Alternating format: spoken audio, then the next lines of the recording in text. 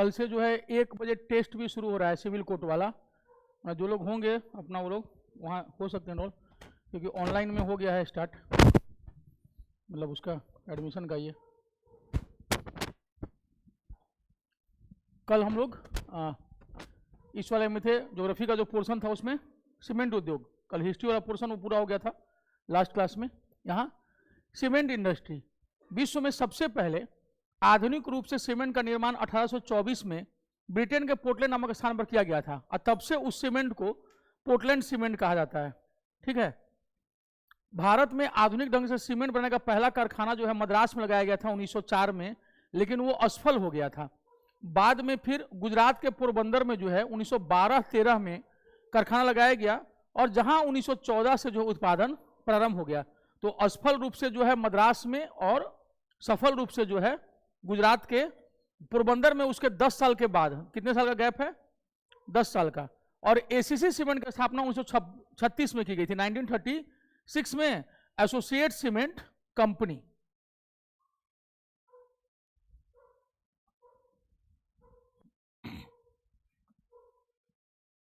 भारत के प्रमुख सीमेंट उत्पादक राज्य, जनरली जो सीमेंट जो है, सीमेंट फैक्ट्री वहीं स्थापित किया जाता है ना जहां पर एनटीपीसी हो।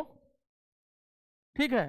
तो एनटीपीसी में क्या होता है ना कि कोयला जलाया जाता है, और कोयला जलाने से फ्लाई ऐश निकलता है, ऐश, राख, और उस राख को हम लोग सीमेंट बनाने में निर्माण में लाते हैं।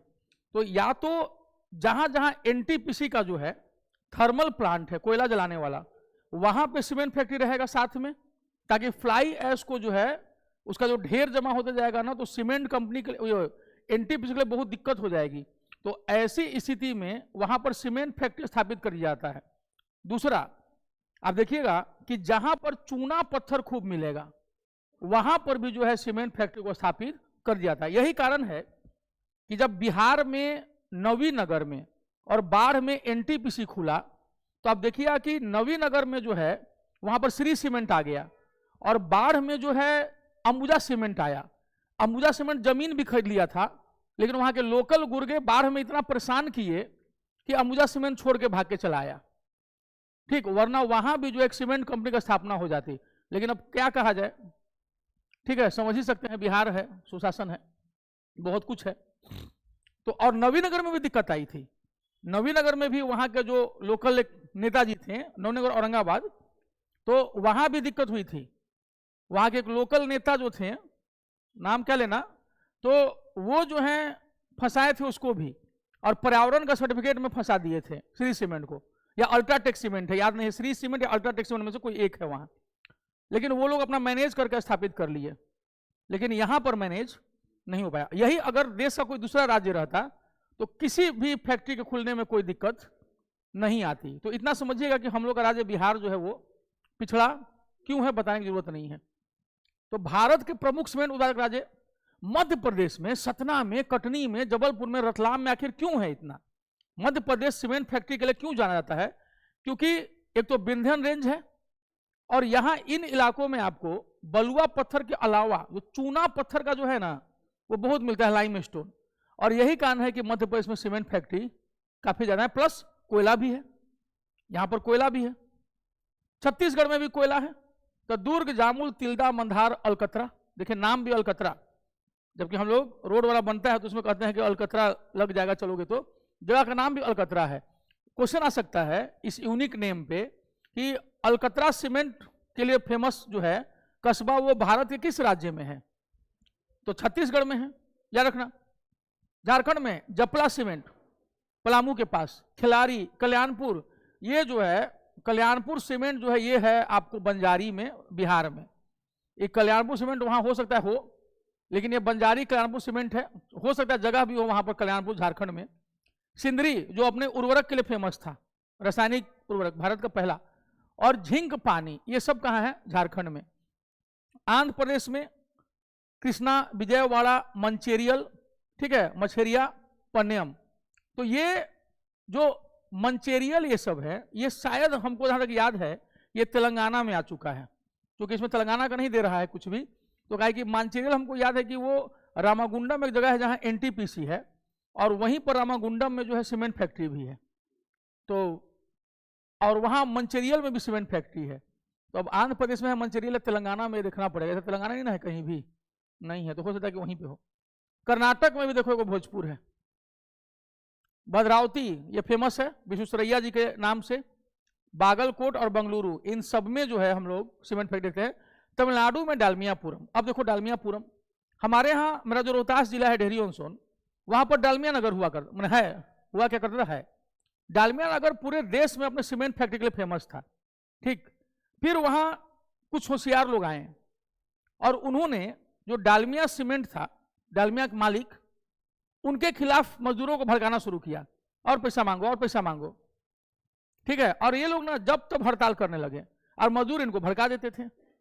एक दिन डालमिया समूह ने ताला लगाया डालमिया नगर में, और इसके बाद वो शिफ्ट कर गए 2 जगह भारत में। हरियाणा में चलेगा डालमिया दादरी और तमिलनाडु में चलेगा डालमियापुरम, और बिहार का डालमिया नगर जो उनका टॉप क्लास का फैक्ट्री था वो हमेशा के लिए बंद हो गया। और मजदूर अपना मुंह बांध दिए नेताओं के चक्कर में पड़ के, क्योंकि धीरे धीरे ये तमाम सुविधाएं देते जा रहा था। रोहतास जिला बिहार का जो सबसे साक्षर जिला है, उसके पीछे एक बड़ा कारण डालमिया नगर का होना था, क्योंकि उसने धीरे धीरे चीजों को सेट करना, स्कूल कॉलेज हॉस्पिटल सब स्थापित कर रहा था, और ये सभी सुविधाएं मजदूरों को फ्री में उपलब्ध थी। ठीक है, और उसके बाद जो उनके लिए क्वार्टर्स बढ़िया बढ़िया और सब कुछ धीरे धीरे हो रहा था। लेकिन यहां था कि नहीं, हमको रोज जो है अंडा नहीं चाहिए, हम एक बार मुर्गी चाहिए हमको, और इसीलिए हम लोग का राज्य जो है ना जाना जाता है कि ना हम जिएंगे और ना तुमको हम जीने देंगे, हम दोनों मरेंगे, हम तो डूबेंगे इस सनम, तुम्हें भी ले डूबेंगे। और यही कारण था कि अपना डालमिया नगर कहां चला गया, तमिलनाडु के डालमियापुरम, और हरियाणा में कुछ चरखी दादरी वैसी है, वहां पे डालमिया दादरी भी है, डालमिया दादरी भी है, वो भी सीमेंट के लिए जाना जाता है। तो डालमिया नगर उठ के भागा दोनों जगह, अब बिहार में बंद हो गया। इस बार जिन डालमिया नगर के जिन वर्कर्स ने रोहतास की कब्जा जमा के रखा था उसके क्वार्टर्स पे, हाईकोर्ट के आदेश से इस बार वो भी खाली करा लिया गया। तो जो एक कब्जा के रखे थे घर, वो भी उनके हाथ से निकल गया। जाइए, इसीलिए कहा जाता है कि जब थोड़ा थोड़ा मिल रहा होता है ना, ठीक से लो, अपने पैर को मजबूत करो, नहीं दीजिएगा तो हम चले जाइए, माकिए इधर से उधर। तमिलनाडु में डालमियापुरम, मधुकराय और तुलकापट्टी। गुजरात में पोरबंदर, द्वारका, सीका, जामनगर, राना याय, ठीक है, और अमरेली। अमरेली में अंबुजा सीमेंट है गुजरात में, इसमें नहीं दिया हुआ है, अमरेली पोरबंदर के ही पास में है अमरेली। हरियाणा में चरखी दादरी के साथ साथ डालमिया दादरी भी है। ओडिशा में राजगंगपुर, उत्तर प्रदेश मिर्जापुर और चूक। मिर्जापुर क्यों? क्योंकि बलुआ पत्थर के साथ चूना पत्थर भी मिलता है यहाँ। केरल में कोट्टायम, पंजाब में सूरजपुर है, राजस्थान में जयपुर लखेरी, अच्छा हाँ ये वाला भावनगर और सेवालियम, इसी में गुजरात में।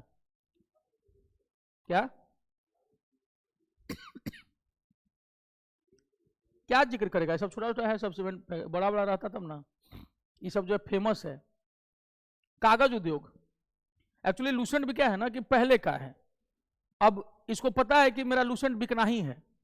जब इसको लगे कि मेरी बिक्री कम हो गई तब ना जो है ये कुछ उसमें सुधार करेगा। इसको तो ऐसे ही रॉयल्टी आ रहा है तो मेहनत क्यों करेगा। आप किसी भी जगह देखिएगा कि क्यों कोई चीज कोचिंग या कोई संस्थान स्थिर हो जाता है, उसको पैसा आने लगता है, फिर खत्म होगा। बच्चा जब खरीद ही रहा है तो क्या जरूरत है सुधार करने का। कागज उद्योग, पेपर इंडस्ट्री।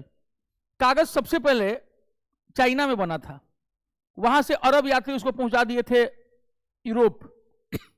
उसके बाद जर्मनी में गुटेनबर्ग ने प्रिंटिंग प्रेस का आविष्कार कर दिया और फिर कागज पर जो है छपाई शुरू हो गई। और यही कारण था कि बाइबल का सबसे ज्यादा भाषाओं में अनुवाद हुआ था और उसका दूसरे नंबर पर पंचतंत्र है अनुवाद होने में। कागज का पहला सफल कारखाना 1879 में लखनऊ में लगाया गया था, पहला सफल कारखाना। ठीक है, मध्य प्रदेश के नेपानगर में, मध्य प्रदेश के अखबारी कागज और होशंगाबाद में नोट छापने के कागज बनाने का सरकारी कारखाना है। नेपानगर में अखबारी और होशंगाबाद में नोट छापने का। आइए, कागज के प्रमुख उत्पादक राज्य पश्चिम बंगाल में टीटागढ़, रानीगंज, नहाटी, त्रिवेणी, कोलकाता, हुगली, बड़ा नगर और शिवराफुली। आंध्र प्रदेश में राजा महेंद्री, इसी को राजा मुंद्री जो टोबैको के लिए फेमस है, हाँ तो उसको राजा मुंद्री कहते हैं, लेकिन वो क्या है, राजा महेंद्र। तिरुपति आदि। तेलंगाना में सिरपुर, यहाँ तो कागज नगर ही है, देख लीजिए, नाम ही है जगह का कागज नगर। अब यहाँ पे क्या क्वेश्चन पूछ सकता है, आगे भविष्य के एग्जाम में आ जाएगा कि बताओ कागज के लिए प्रसिद्ध कागज नगर भारत के किस राज्य में है।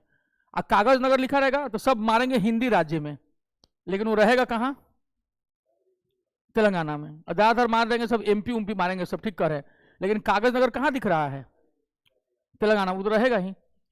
उत्तर प्रदेश देखो सिकंदराबाद, जबकि ऐसे सिकंदराबाद कहाँ है, आंध्र प्रदेश में, लेकिन देखो उत्तर प्रदेश का सिकंदराबाद जो है पूछ देगा कि कागज के कारखाना के लिए फेमस सिकंदराबाद भारत के किस राज्य में है। ए में ऑप्शन देगा आंध्र, ये तेलंगाना, ठीक है, बी में देगा आंध्र प्रदेश, सी में दे देगा जो है मतलब क्या बोलते हैं उसको तमिलनाडु, और डी में देगा उत्तर प्रदेश। तो कागज के लिए प्रसिद्ध सिकंदराबाद कहाँ है, उत्तर प्रदेश में है। मेरठ, सहारनपुर, पिपराइच, मुजफ्फरनगर, पिलखुआ, लखनऊ, नैनी, झारखंड का संथाल परगना, कागज के लिए मतलब संथाल परगना पूरा एक क्षेत्र है, इसमें कई जिले आते हैं। यही सब ना, कुछ कुछ चीज में फालतू का दिए हुए, इसको टाइम पास है ये। पटना, बिहार में पटना, बरौनी, समस्तीपुर हटाइए। मध्य प्रदेश का नेपानगर, ये पहले ही से दिया हुआ है। तमिलनाडु में पट्टीपलायम, सलेम, चरण महादेवी, तिरुनेलवेली और पालनी, जरूरत नहीं है। महाराष्ट्र, मुंबई, पुणे, बल्लारपुर, चंद्रपुर, कल्याण, कराड़, पिंपरी। ये पिंपरी जो है पेंसिलिन के कारखाने के लिए फेमस है, और ये चंद्रपुर जो है थर्मल प्लांट है। चंद्रपुर क्या है, महाराष्ट्र में। बाकी कागज के लिए है रहे, कोई दिक्कत नहीं है। पिंपरी आपका पेंसिलिन वाला, जो हिंदुस्तान पेंसिलिन जो ये है पिंपरी में इसका, ठीक है। और दूसरा जो है ये चंद्रपुर में क्या है, एनटीपीसी है। रोहा जो है ये कोंकण रेलवे का स्टेशन जो है, ठीक है, यहां से लेकर के जाता है नीचे में मंगलुरु तक वाला इलाके में। गुजरात में वापी, वलसाड में है, दमन के पास है। सूरत हीरानगरी है। बड़ोदरा में रेलवे स्टाफ कॉलेज था, इसका नाम अब चेंज करके भारतीय रेलवे अकादमी कर दिया गया है। राजकोट जो है जहां पोरबंदर, हाँ, महात्मा जो दीवान थे उनके पिताजी, बरजोद, उदावाड़ा, ये सब गुजरात में कागज के लिए फेमस है। चलो ठीक है, इतना ही सब नहीं पूछेगा, वो नेपानगर और होशंगाबाद पूछेगा। हाँ, रासायनिक उर्वरक उद्योग, ठीक है, केमिकल्स का प्रयोग करके जो है रासायनिक ये कर रहा, केमिकल फर्टिलाइजर इंडस्ट्री। ऐतिहासिक रूप से देश में सुपर फॉस्फेट उर्वरक का पहला कारखाना 1906 में तमिलनाडु के रानीपेट नामक स्थान पर स्थापित किया गया था। इसको याद रखिएगा, ये पूछता है एग्जाम में, ठीक है। देश में सुपर फॉस्फेट तमिलनाडु के रानीपेट में, ठीक है, फास्फोरस की उपलब्धता के कारण फास्फोरस की फॉस्फेट वहीं पर है। 1944 में कर्नाटक के बैलेगुला नामक स्थान पर मैसूर केमिकल्स एंड फर्टिलाइजर्स के नाम से अमोनिया उर्वरक का कारखाना लगाया गया था। इसे पूछ सकता है, अमोनिया वाला जो NH3 टाइप का, ठीक है, कर्नाटक के बैलेगुला में। लेकिन ये पूछता रहा है तमिलनाडु का रानी पेट, ठीक है, कि भारत के किस राज्य में है, तमिलनाडु में है। 1947 में अमोनियम सल्फेट का पहला कारखाना केरल के अलवाय नामक स्थान पर खोला गया था। अलवाय, केरल में केमिकल फैक्ट्री अलवाय में।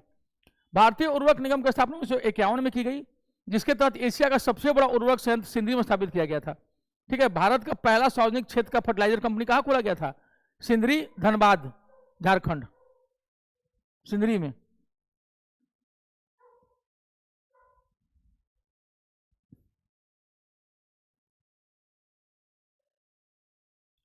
देखो, जो एनपीके होता है, नाइट्रोजन, फास्फोरस और पोटेशियम, जरूरी रहता है एनपीके, उसमें से एन और पी के मामले में भारत आत्मनिर्भर है। नाइट्रोजन और फास्फोरस के मामले में वो कर लेता है। हम लोग पोटास उर्वरक के लिए पूरी तरह आयात पर निर्भर हैं, ये याद रखिएगा। क्वेश्चन आता है कि निम्न में से किस फर्टिलाइजर के लिए भारत पूरी तरह इंपोर्ट पर जो है बेस्ड है, ठीक है। तो ये इंपोर्ट बेस्ड जो है ये आपको पोटास है। भारत में और सब उर्वरकों में सबसे ज्यादा खपत किसकी है, नाइट्रोजन की। क्यों, इसीलिए यूरिया देखिएगा खूब छिटते हैं सब, क्योंकि उसमें 46% नाइट्रोजन होता है। भारत सरकार कृषि में नीम आलोपित यूरिया के उपयोग को बढ़ावा दे रही है, माने यूरिया को भी लेप दे रही है किससे, नीम के रस से, ठीक है, क्योंकि नीम लेप मृदा में यूरिया के घुलने की दर को धीमा कर देता है, ठीक, धीरे धीरे रिश्ता है, धीरे धीरे। इससे क्या होता है कि साइड इफेक्ट से जो है मिट्टी बच जाती है। पंजाब में क्या किया किसान, इतना ना यूरिया छींट दिए कि हर चौथा घर में कैंसर होना शुरू हो गया है। कारण है कि जो आ रहा है खाद्यान्न जो खा रहे हैं सब, वो मिट्टी में क्या हो गया है, जहर घुल गया है एकदम, ठीक है। तो कहा गया था कि इतना यूरिया मत डालो, लेकिन लालच बुरी बोला। वो सब देखे कि हम ज्यादा डालते हैं तो ज्यादा होता है, तो डालना, ज्यादा डालना। ज्यादा डालने के चक्कर में अपनी मिट्टी भी ले बीते और अपना शरीर भी ले बीते सब। भारत में प्रति हेक्टेयर उर्वरक खपत में प्रथम स्थान पंजाब का, देख लीजिए, गलत बोले, सबसे ज्यादा। और दूसरा और तीसरा स्थान जो है आंध्र प्रदेश और हरियाणा का है। हरियाणा तीसरे स्थान पर, बीच में आंध्र प्रदेश घुसा हुआ है। यही कारण है कि कैंसर के मामले में पंजाब आगे निकल गया है। कोक आधारित उर्वरक इकाइयां, कोक कोयला से बनता है कोक, ठीक है। उर्वरक इकाइयां तालचर उड़ीसा, ठीक है। तालचर जो है ये, इसको भारी जल के लिए भी फेमस है, ये हेवी वाटर के लिए, और इसको जो है कोयला नगरीकरण जो है इसको ब्लैक डायमंड शहर भी कहते हैं, ब्लैक डायमंड शहर। रामागुंडम, रामागुंडम यहाँ पे हम लोग का काम चलता था प्रियांक एंटरप्राइजेस का, पापा जब थे तब, पहले कोरोना के पहले। रामागुंडम यही बोले कि जो मानचेरियल नहीं पढ़ रहे थे हम लोग, तो हाँ, तो ये रामागुंडम जो है तेलंगाना में, अब कर लीजिएगा, काट लीजिए वहां पे, हम जान रहे हैं यहाँ मेरा काम चलता था इसलिए हमको पता है। तो रामागुंडम तेलंगाना में। अब लूसेंट को क्या मतलब है कि उसको ये है कि तेलंगाना चलो हो गया है, लेकिन ये थोड़ी करना है कि जो पहले आंध्र प्रदेश में था हो सकता है कि अब तेलंगाना में हो। अब ऐसे तो आप सिंदरी को कह दीजिए कि बिहार में है, लेकिन अब तो नहीं है बिहार में, तो झारखंड में है, ठीक है। तो ये सारी चीजें ना इन लोगों को, रामागुंडम जो है ये अब कहाँ है, तेलंगाना में। और अब देखिएगा कि जो फ्लोटिंग सोलर प्लांट नहीं था, तैरता हुआ सोलर प्लांट का एशिया में सबसे बड़ा प्लांट कहाँ लग रहा है, तो रामागुंडम तेलंगाना में आया होगा, ठीक है। तो यहाँ पे हमारा काम चलता था, और यहाँ से जो है फ्लाईएस जो है हम लोग एनटीपीसी रामागुंडम से जो है एसीसी सीमेंट को भिजवाते थे गुलबर्गा में, कर्नाटका में, मालगाड़ी से, तो इसलिए हमको याद है तो रामागुंडम, ठीक। तथा कोरबा छत्तीसगढ़ में कोक आधारित उर्वरक इकाइयां। क्रिबको का जो ये क्रिबको जो है अपना कृषक भारतीय कोऑपरेटिव ऐसा करके कुछ है का गैस आधारित यूरिया अमोनिया संयंत्र हाजिरा, गुजरात में हजीरा, ये भारत का जो सबसे बड़ा पाइपलाइन था हजीरा विजयपुर पाइपलाइन, यहीं से खुलता था ये हजीरा, हाँ आर्द्रभूमि डिक्लेयर हुआ है। एक बार देखें ना, पूछा भी है क्वेश्चन ये सबसे, एक यूपी वाला पूछा है, क्या पूछा है वो दरोगा में, दरोगा मेंस एग्जाम में, अच्छा टाइगर रिजर्व था, हाँ हाँ हाँ हाँ, इसी टाइप का क्वेश्चन अब धीरे धीरे पूछने लगा है वो है। ट्रेंड चेंज करेगा नहीं, बच्चा सब मान लीजिए सब पढ़ ले रहा है, वो नहीं चेंज करेगा तो फिर कैसे सिलेक्शन होगा। और पूछा ना, वही ना कह रहे हैं। अच्छा, जो अशोक वाला कैसे पूछ दिया, करंट अफेयर्स पर सवाल था, और हम अशोक स्तंभ जो है केवल सारनाथ में और सांची में है, लेकिन वो जो है दिखा दिया बना करके 2020 में, जिस गलते उत्तर हो गया टोपरा कला अम्बाला के पास, तो वो 2020 का क्वेश्चन था, वो पूछ दिया अभी। और जब इसीलिए जब हम कुछ अलग हट करके बताते हैं ना, तो यहाँ से लोग गायब होना शुरू कर देते हैं, नहीं जो है बस हमको उतना पढ़ा दीजिए, इतने में हमारा 75 नंबर 100 नंबर हमको आ जाएगा, नहीं आएगा, ठीक है। तो जैसे एक बहुत बढ़िया किए थे कि चलो टारगेट तुमको ये दे देते हैं और इतने में आप पढ़ के आइए, बाकी अलग से नई चीजें हम आपको बताएंगे। तो जो सीरियस स्टूडेंट होता है ना, वो ना वैसी पढ़ाई से खुश होता है कि जो बेसिक है वो हम रट्टा मार के आ जा रहे हैं 24 घंटे में, और सर हमको कुछ नया चीज जो है 2 घंटे में बता दे रहे हैं। तो नहीं, आप वही पूछिए जो हमको आता है, जो आप हमको टारगेट दीजिए, हम उतने में पढ़ के आएंगे, और नहीं तो हम नहीं आएंगे। आप पूछे बाद में कि रिजल्ट हुआ, तो नहीं हुआ, हमको ठीक हुआ, तो है, तो वही तो कह रहे हैं कि उसमें से लगभग का नहीं हुआ, दरोगा में लगभग का नहीं होने का सबसे बड़ा कारण क्या था, मुंह फुलाना, कि क्या ये मैंने टारगेट देते हैं ये, आप पूछते हैं दूसरा कुछ। तो हाँ, तो सब मार्केट साफ हो गया, ठीक है। हाँ, तो कहने का मतलब कि जैसे आप लोगों को जब बताया जाएगा कि ये पढ़िए, तो नहीं, हम आपके साथ नहीं चलेंगे, आपको हमारे साथ चलना पड़ेगा। तो ठीक है, जैसे बाजार चलाता है वही सब हम भी चल रहे हैं, चलो। तो सबसे बड़ी बात है कि जो सीरियस टीचर है ना, वो यहाँ चल ही नहीं पाएंगे, यहाँ नॉन सीरियस ही चलेगा, जो मजाक खूब करेगा, हाई करेगा। अब हमारी एक स्टूडेंट रहती हैं अपने किसी, मतलब उनकी जो रूममेट हैं, तो वो कहीं और जाती हैं पढ़ने के लिए, वो 1.5 साल से वहाँ पढ़ रही हैं महान आत्मा के यहाँ, और जब दोनों आपस में बातचीत होती है तो लड़की बोली हमारी स्टूडेंट ने कि सर वो मेरे सामने वो कॉन्सेप्ट में कहीं नहीं टिकती है, और वो मानती है इस बात को कि 1.5 साल में हम कुछ भी नहीं पढ़ पाए हैं, लेकिन फिर भी वो गुरु भक्ति में इतनी लीन है कि वो कुछ सुनना ही नहीं चाहती है, कि नहीं जो भी है ठीक है, सब चल रहा है। तो हम पूछे कि इतने करोड़ लोगों में कितने लोगों का सिलेक्शन हुआ, पहले ये बता दो। तो बहुत चीजें हैं, आप शुरू में जो है यूट्यूब पर आइए, खुद को फेमस कीजिए, और उसके बाद कुछ भी बेच डालिए, लोग खरीद लेंगे। ठीक है, क्योंकि जैसे सीरियसली पढ़ाएंगे ना तो लोग जो हैं डिस्टर्ब होने लगते हैं और फिर भूखने लगते हैं जैसे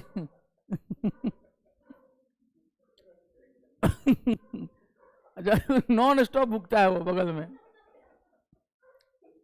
और कई बार ना रिहायशी इलाकों में अगर आप कुत्ते पालते हैं तो आपको जो है ना साउंड प्रूफ मैंने इसमें रखना चाहिए, क्योंकि हाँ इस तरह का जैसे कई बार ये इरिटेटिंग होता है कई लोगों के लिए कि आप जो है रिहायशी इलाकों में उतना ही आवाज़ कीजिए जितना में सामने वाला डिस्टर्ब नहीं हो रहा है। तो ठीक है, आप कुत्ते पालते हैं, मैंने डॉगी जो होता है, तो ना उसका भी एक तरीका होता है कि जब आप पाल रहे हैं तो उसकी जिम्मेवारी किस पर है कि वो वफादार होते हैं और उनसे प्रेम बहुत हो जाता है। हम क्यों नहीं पालते हैं पता है? उम्र इन सब की होती है 12, 13 साल, 14 साल, लगाव हो जाता है एकदम परिवार जैसा, और जब ये जाते हैं ना तो समझिए कि 1-1.5 महीना जो है दिमाग डिस्टर्ब हो जाता है। इसलिए हम गुरेज करते हैं पालने से ही कि ना, एक तो इतना मुंह हो जाएगा और वो जो है निकल लेगा कुछ साल के बाद, तो वो बर्दाश्त के बाहर हो जाता है ना, ये सब नहीं।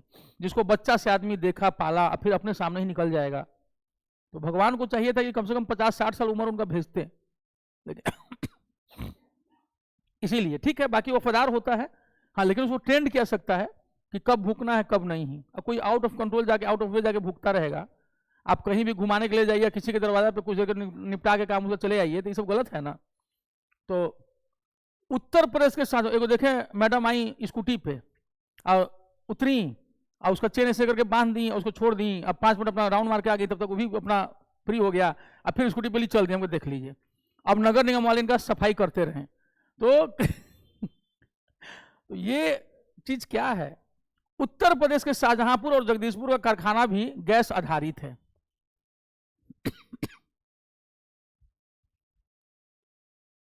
भारत के प्रमुख रासायनिक उत्पादक राज्य उत्तर प्रदेश में कानपुर, गोरखपुर, इलाहाबाद, फूलपुर, जाने दो ये सब, महाराष्ट्र मुंबई, तांबे, अंबरनाथ, लोनी, पश्चिम बंगाल में बर्नपुर, हल्दिया, रिसरा और खारदा। ये रिसरा किस लिए फेमस था पश्चिम बंगाल, याद है क्या? जूट के लिए। तो ये भले दिया हुआ रासायनिक कारखाना, लेकिन ये पहला जूट कारखाना के लिए फेमस था। बर्नपुर जो है स्टील के लिए भी फेमस है, बर्नपुर। हल्दिया जो है ये कलकत्ता से जुड़ा हुआ जुड़वा बंदरगाह है, ठीक है, कलकत्ता नदीय बंदरगाह है, ये समुद्री बंदरगाह है हल्दिया। खारदा कर्नाटक में मंगलुरु बेलागुला दिया हुआ था, तथा मुनीराबाद गुजरात में कांडला 1965 में SEZ बना था, special economic zone. Vadodara, Hazira, Bhavnagar, Bhavnagar नमक के लिए भी फेमस है।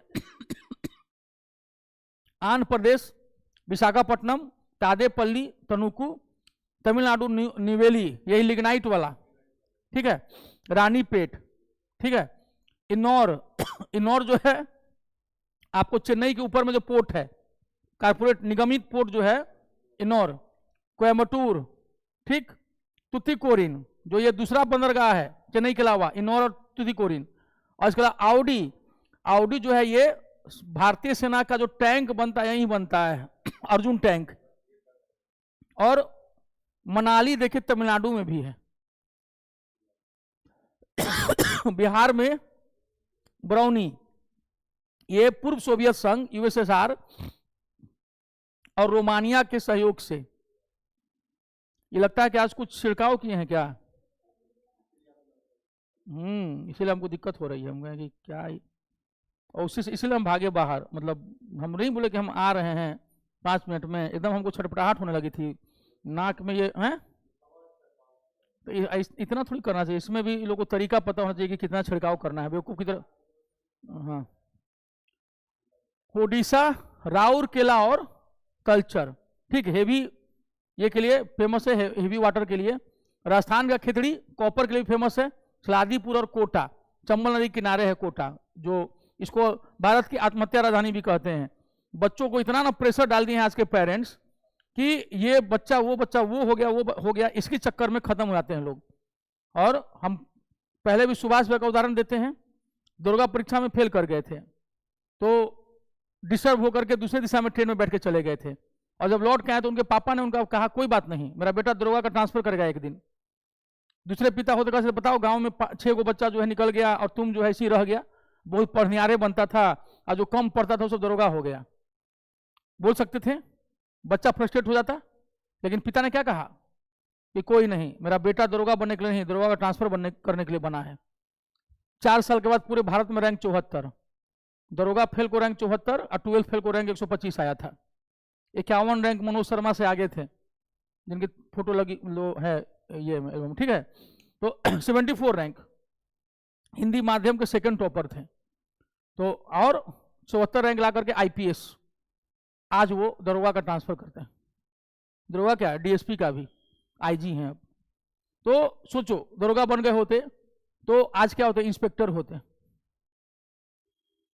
समझ रहा है, नहीं हुए तो उस समय तो बुरा लगा, रोए। और 4 साल के बाद मेहनत के दम पर जो लड़का दरोगा में नहीं चुना गया वो आईपीएस हो गया। तो सोच लो, तो इसलिए हिम्मत ना हारिए, अपने को स्किल्ड बनाइए। कई बार पेरेंट्स जो है उनका सपोर्ट नहीं मिलता है, इतना ना दबाव बना देते हैं कि बच्चा छितरा जाता है। तो ऐसे समय में पेरेंट्स का भी पढ़ा लिखा होना बहुत जरूरी है। झारखंड में ये सिंदरी रासायनिक वाला यही सब याद रखना, बाकी फालतू का ये सब याद रखने की जरूरत नहीं है।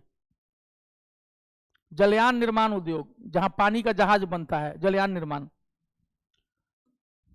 भारत में जलयान निर्माण यानी पोत निर्माण, पोत का कारखाना 1941 में सिंधिया स्टीम नेविगेशन कंपनी द्वारा विशाखापट्टनम में स्थापित किया गया था। Scindia steam navigation, Visakhapatnam. Shipyard, shipyard, shipping, पानी का जहाज, जो हिंदुस्तान शिपयार्ड होता है ना, हिंदुस्तान शिपयार्ड, यही आगे चल के बना था, नाम होगा, देखो लिखा हुआ है। 1952 में भारत सरकार द्वारा इसका अधिग्रहण करके इसका नाम क्या कर दिया, हिंदुस्तान शिपयार्ड विशाखापट्टनम। तो ये जलयान निर्माण है ना, this is known as shipyard, वो यार्ड जहां शिप बनता है, ठीक है, that is known as shipyard. नाम दिया गया 1952 में, ठीक है। सार्वजनिक क्षेत्र की अन्य इकाइयां जो जलयानों का निर्माण करती हैं वो क्या क्या है भैया, इसके अलावा गार्डन रिच वर्कशॉप कोलकाता पश्चिम बंगाल, गोवा शिपयार्ड लिमिटेड और मजगांव डॉक लिमिटेड मुंबई। 3 ये और 4 Hindustan shipyard Visakhapatnam. Hindustan shipyard limited Bharat सरकार का उपक्रम है, भारत सरकार का, ये सब सार्वजनिक क्षेत्र की इकाइयां हैं चारों, याद रखिएगा, दे देगा मैच द फॉलोइंग चारों को मिलाने के लिए। Hindustan shipyard limited Visakhapatnam, garden reach workshop limited Kolkata, Mazagaon dock limited Maharashtra, और गोवा शिपयार्ड तो खैर गोवा है ही। हाँ तो पूछेगा ना, सब हो जाएगा। जैसे एक चीज याद रखना, अगर कोई ये कह देना कि ये पढ़ने लिखने में साधारण है, उसको अपने परफॉर्मेंस से जवाब दे देना।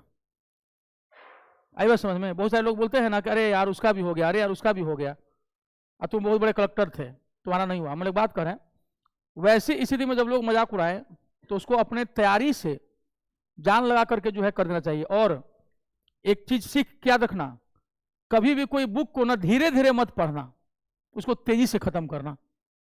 साइंस कहता है कि जब आप पहली बार किसी बुक को धीरे धीरे पढ़ते हैं ना तो पीछे का सब पढ़ा हुआ भूलते जाते हैं, क्योंकि 24 घंटे के बाद आपको केवल 20% याद रह जाता है, नियम है। और एक सप्ताह के बाद आप उसका 5% भी याद नहीं रख पाते हैं। तो फिर क्यों नहीं हम पहली बार उस बुक को तेजी से पढ़ जाएं। जैसे हम लोग जब कॉमिक्स पढ़ते थे बचपन में तो एक ही बार में कॉमिक्स को पढ़ जाते थे, और जब हम लोग फिल्म देखने जाते हैं तो 2 महीना में देखते हैं कि 2 घंटे में हम लोग सारी फिल्म देख जाते हैं। क्यों? हम लोग ना उसको इंटरेस्ट के साथ देखते हैं, रुचि के साथ, इसलिए हमको चीजें समझ में आ रही होती हैं। तो जब आप बुक पढ़िए ना, कोई भी मान लूसेंट ही है या एनसीईआरटी कोई बुक है, आप ना उसको पहली बार में क्या कर जाइए, एक तेज रीडिंग मारिए। इससे क्या होगा कि आपको याद अभी भी 10% रहेगा, लेकिन अब आप उस बुक के बारे में समझ गए हैं कि कहाँ क्या है। और इसीलिए सबसे पहले इंडेक्स पढ़ना चाहिए, इंडिसेस जो शुरू में रहता है। पहले उसका पूरा देखो कि ये बुक में कितने पन्ने हैं, इस बुक में कितने चैप्टर हैं, हर चैप्टर में क्या क्या टॉपिक है, पहले क्या पढ़ाया है, फिर क्या पढ़ाया, फिर क्या पढ़ाया है, लास्ट में क्या पढ़ाया है। और जब ये सब कुछ देख लीजिए उसके बाद उस बुक को ना उपन्यास की तरह पहले पढ़ जाइए, चाहे समझ में आए चाहे रीडिंग मारो उसको। जब आप सेकेंड रीडिंग मारने जाएंगे ना तो आप देखेंगे कि वो आपको बुक अच्छे से समझ में आ रही है। ठीक है, यही नियम है। तेज बच्चे के पास भी 24 घंटा होता है और हमारे आपके पास भी 24 घंटा होता है। फिर वो जीतता कैसे है? क्योंकि जिस काम को आप 6 महीने में करते हैं ना, उसको वो 1.5 महीने में टपका देता है। और जब आप 6 महीना लगा रहे होते हैं ना, तब तक उसका वो 3 बार रिवीजन मार चुका होता है। तो पढ़ने की गति को क्या करना है? तेज, चाहे समझ में आए चाहे ना आए। First reading, go through it. दूसरी बार अपने समझ में आएगा, ना समझ में आए तो हम जैसे लोग काहे के लिए हैं? वायुयान निर्माण, हवाई जहाज जहां बनता है। आइए, भारत में वायुयान निर्माण का प्रथम कारखाना 1940 में कहां खुला? बेंगलुरु में, हाल हिंदुस्तान एयरक्राफ्ट कंपनी के नाम से, HAC। अब इसे हिंदुस्तान एरोनॉटिक्स लिमिटेड के नाम से जाना जाता है, हाल के नाम से। हम बोले ना हाल। कब स्थापित हुआ था? सिंधिया स्टीम नेगेशन कब स्थापित हुआ था? पिछला कब हुआ था हिंदुस्तान शिपयार्ड लिमिटेड? 1952 में। उसको पहले सिंधिया कब बना था? हिंदुस्तान शिपयार्ड लिमिटेड 52 में। सिंधिया स्टीम नेविगेशन कब स्थापित हुआ था? 1941। तो पानी का जहाज भारत में बनना शुरू हुआ 1941 और उसे 1 साल पहले हवाई जहाज बनना शुरू हो गया था। आई बात समझ में? कहने का मतलब ना कि तुलनात्मक पढ़िए, कि जैसे ही आप कंपैरिजन करेंगे ना तो आपको याद, अब मन में क्या सोचेगा? तेज बच्चा का मन क्या सोचेगा कि अच्छा पहले हवाई जहाज बना है तब पानी का जहाज बना है। पहले हवाई जहाज बन गया भारत में बेंगलुरु में, और तब विशाखापट्टनम में हवाई जहाज बना। तो जब रुक करके सोचोगे, पॉज दोगे, तब ना समझ में आएगा तुलनात्मक अध्ययन करने से। और नहीं तो ऐसे क्या हो जाएगा? हौच-पौच हो जाएगा। अभी दिमाग में बैठ गया ना कि पहले बना 1940 में वो, और 1941 में ये, और 1942 में भारत छोड़ो आंदोलन। ठीक है, अब व्यक्तिगत सत्याग्रह 1940 में। ठीक है, मुंह में पेन नहीं लेते हैं। ठीक है, जाता है। आज बेंगलुरु में इसकी 5 इकाइयां हैं। बेंगलुरु में कितनी इकाइयां हैं? 5 यूनिट्स। और कोरापुट उड़ीसा, वही है ना कोरापुट, कोरबा छत्तीसगढ़, नासिक महाराष्ट्र, बैरकपुर पश्चिम बंगाल, लखनऊ उत्तर प्रदेश, हैदराबाद तेलंगाना और कानपुर उत्तर प्रदेश में एक एक इकाइयां हवाई जहाज के निर्माण कार्य में संलग्न है। देखो, भारत में 5 तो कारखाना खुल गया हवाई जहाज बनाने का। कहां? खाली बेंगलुरु में ही। ठीक है, और यहां पर 1 2 3 4 5 6 7 7 और 5 12 जगह। हाँ, हवाई जहाज लगा रहता है, लाइन से सब बनता रहता है। सोचिए, अब एक एक राफेल जो है, राफेल लड़ाकू विमान को, एक राफेल विमान को बनाने में 4 साल का टाइम लगता था पहले। 4 साल। जो आप देखते हैं ना राफेल, वो ऐसे ही नहीं होता है कि 4 मिनट में जोड़ दिए। फ्रांस को 4-4 साल लगता था एक एक वो राफेल बनाने में। बाद में जब भारत पैसा देना शुरू किया तो खटाखट बना करके सब दे दिया। क्या कलपुर्जा चाहिए होता है, उसके लिए पैसा चाहिए होता है। फ्रांस के पास वो नहीं था। कौन दिया? भारत दिया। ठीक, अपना उस काम के लिए, बाकी काम के लिए पैसा होगा, एक्स्ट्रा बना के नहीं, पहले पैसा दीजिए, आएगा तब हम बनाएंगे।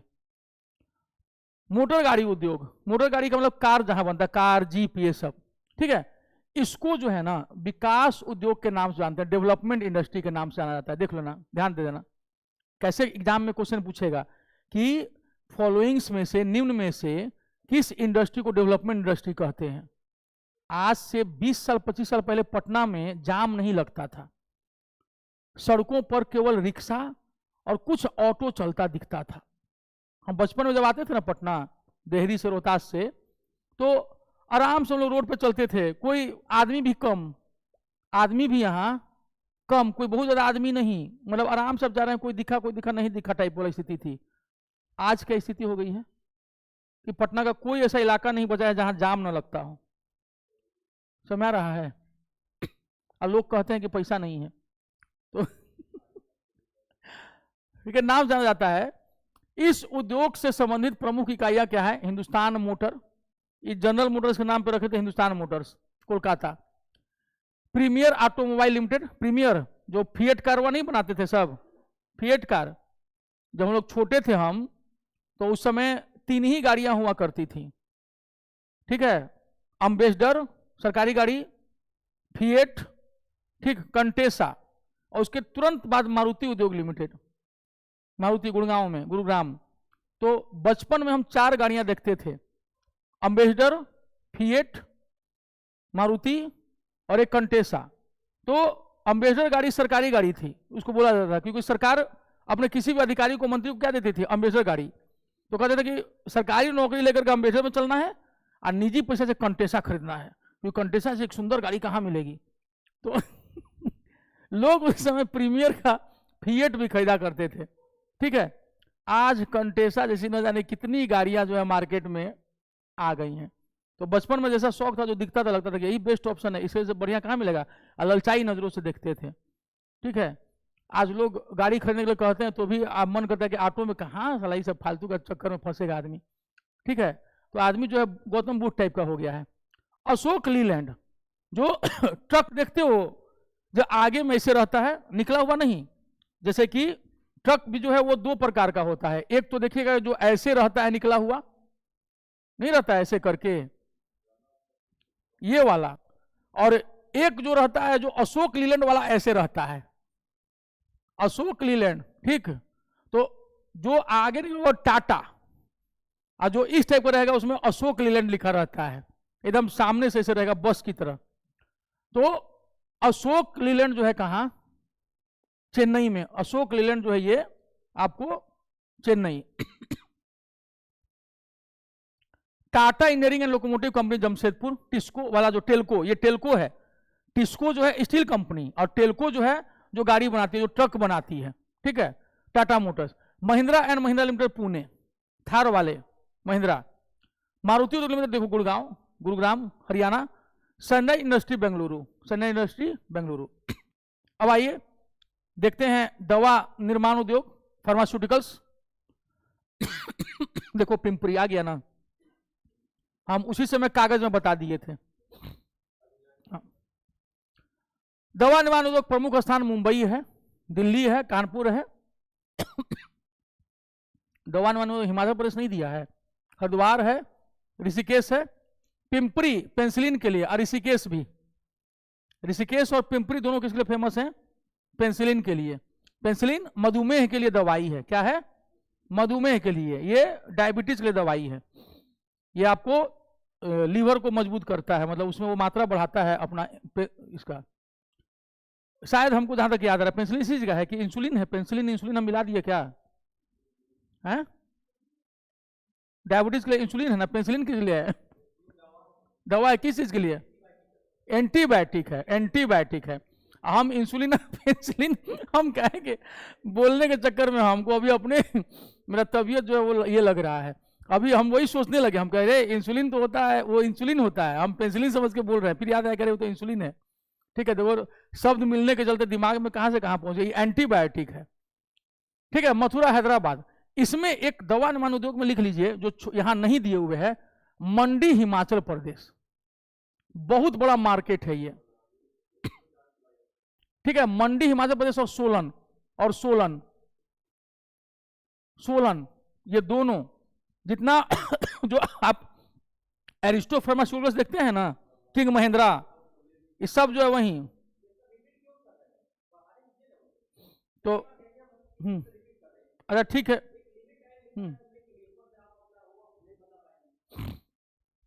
कोई बात नहीं, चलिए ठीक है। तो जो ये किंग महिंद्रा का नाम सुने हैं, किंग महिंद्रा गया से थे, राज्यसभा सांसद थे, और एरिस्टो फार्मास्यूटिकल्स था, आज भी है एरिस्टो फार्मास्यूटिकल्स। वो उसके मालिक कहाँ के थे, बिहार के थे किंग महिंद्रा, अभी मृत्यु हो गई थी कुछ साल पहले उनकी। तो हिमाचल प्रदेश का मंडी और सोलन, ये दोनों ही किसके लिए फेमस है, दवा के लिए, और यहां नहीं दिया है, पता नहीं क्यों नहीं दिया है। अब शीशा उद्योग, शीशा उद्योग ये जो है इसको पहले सुधार लेना, इसको ऐसे कर लीजिए, ये गलत दिया हुआ है, ठीक है, ऐसे नहीं लिखते हैं शीशा, ये शीशा होता है, दिस इज नॉट शीशा, ठीक। ये शीशा और शीशी वाला वो आयना वाला हो जाएगा, शीशा, ठीक, लेड। हाँ, भारत में शीशा उद्योग का केंद्रीकरण रेल की सुविधा वाले स्थानों पर देखने को मिलता है। काहे भाई? रेल की सुविधा वाले। इस उद्योग का विकास मुख्य रूप से पश्चिम बंगाल, उत्तर प्रदेश, महाराष्ट्र और तमिलनाडु राज्य में हुआ है। ठीक है, रेल की सुविधा, कारण क्या है ना, इसको कंटेनर में लाया जाता है। आई बात समझ में? खुले में आप इसको ला नहीं सकते हैं, तो रेलवे कंटेनर क्या होता है, एकदम पैक होता है और एकदम सील पैक करके इसको फिर जो है यहां से वहां भेजता है। तो जहां पर रेल की सुविधा वाले स्थानों में इसका केंद्रीकरण देखने को मिलता है। और भारत में सबसे ज्यादा शीशा जो है वो वहीं मिलता है जहां जस्ता मिलता है। तो ठीक, हाँ, राजस्थान। तो एक चीज याद रखिएगा आप लोग, हमारे जितने भी साथीगण हैं, कि जस्ता का जो जुड़वा है, यानी जस्ता मीन्स वाट, जिंक, ये जो है ना लेड के साथ ट्विंस बोला जाता है इसको, शीशा। देख लो, ये दोनों ट्विंस हैं एक तरह से। और ये भारत में कहां मिलता है? जो जावर खान है ना, जावर खान का मतलब शाहरुख खान टाइप का नहीं, ठीक है, ये जावर माइंस, ठीक। और ये दोनों को ना जुड़वा हम लोग बोलते हैं, जुड़वा मेटल्स, ठीक है, जुड़वा ट्विंस हैं ये। जहां जस्ता मिलेगा वहां शीशा मिलेगा। और इसके अलावा आप देखिएगा कि जो जावर खान में केवल यही नहीं, उदयपुर में जावर खान, उदयपुर, यहां पर केवल वही नहीं, गंधक भी, सल्फर, सल्फर को हम लोग हिंदी में क्या बोलते हैं, गंधक, ठीक। और प्लस इसके साथ चांदी भी, ठीक है, प्लस चांदी, डेट मीन्स सिल्वर, जिसको एजी बोला जाता है, उसमें ये सभी चीज एक साथ कहां मिलता है, यहां पे, चारों, ठीक है। बिहार का रोहतास जिला गंधक के लिए बहुत जाना जाता था, सल्फर, ठीक है। जो पायराइट्स होता है ना, पायराइट्स सुने ना हम लोग, पायराइट्स, उसमें ना गंधक की मात्रा बहुत ज्यादा होती है, पायराइट्स। फिरोजाबाद, हाँ चलो ये हो गया।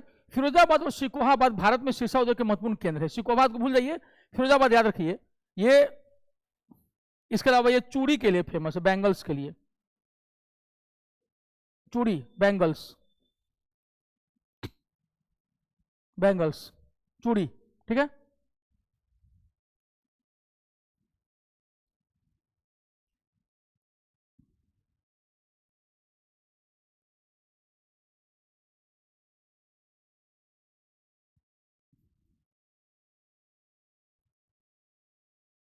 यहाँ पे जावर सब नहीं दिया है क्या? ये लेड इंडस्ट्री क्यों दे दिया शीशा उद्योग में?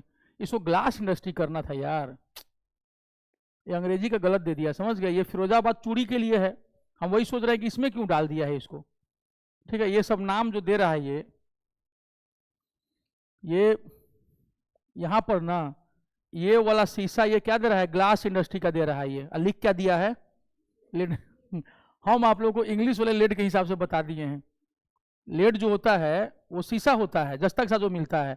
और ये किसके बारे में बता रहा है, ये कांच उद्योग, कांच उद्योग होता है ना। कारण क्या है कि देखिए, कांच उद्योग के लिए फिरोजाबाद फेमस है, चूड़ी कांच के लिए इसमें दे दिया है। यही गलती इसमें करता है लूसेंट में। अब बच्चा क्या पढ़ेगा, वो तो लेड समझ के पढ़ रहा है, हम भी समझा दिए क्या करके, लेड इंडस्ट्री। हम देख रहे हैं कि दवा वाले में सोलन मंडी गायब है, जो कि भारत का सबसे प्रमुख क्षेत्र है। और उसके बाद जो है लेड इंडस्ट्री में यहाँ जावरे माइंस गायब है। तो हम सोच रहे हैं कि क्या दे रहा है यार शीशा उद्योग। और ये तो कंटेनर, यही हम सोचे ना कि उसमें चूंकि लेड जो होता है वो इधर उधर नहीं हुआ, कंटेनर टाइप का होता है उसमें, तो इसको क्या कहा जाए सबका। चलो दिखा के ये कर देते हैं। जैसे कांच के लिए इसमें मिला देते हैं, चूंकि लेड वाला तो हम समझा दिए आप लोग को, शीशा वाला, ठीक। ये जो शीशा है ये कांच उद्योग के लिए है, इसमें जाने की जरूरत नहीं है। फिरोजाबाद जो है वो किसके लिए है, चूड़ी के लिए, बैंगल्स के लिए।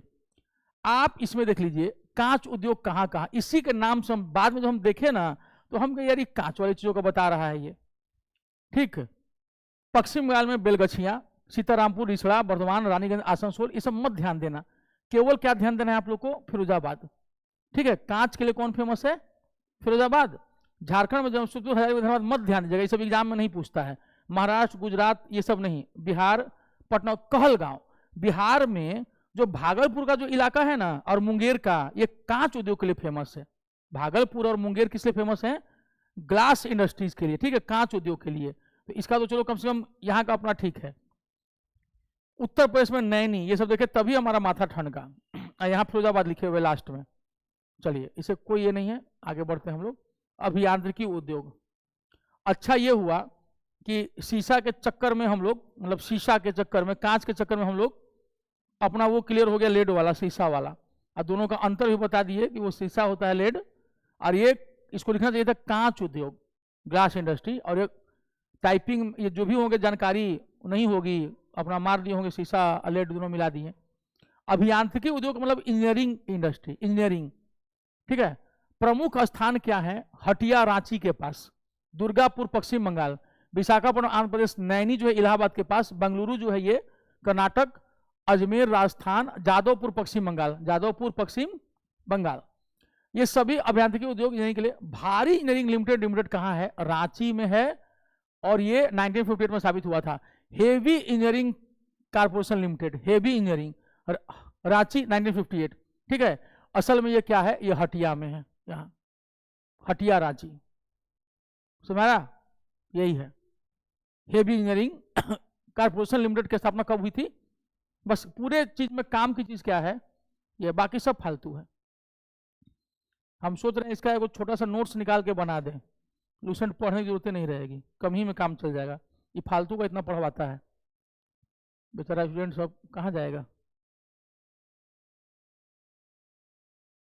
रेल उपकरण उद्योग, ठीक है, चलो बता देते हैं जो जो रहेगा जैसा।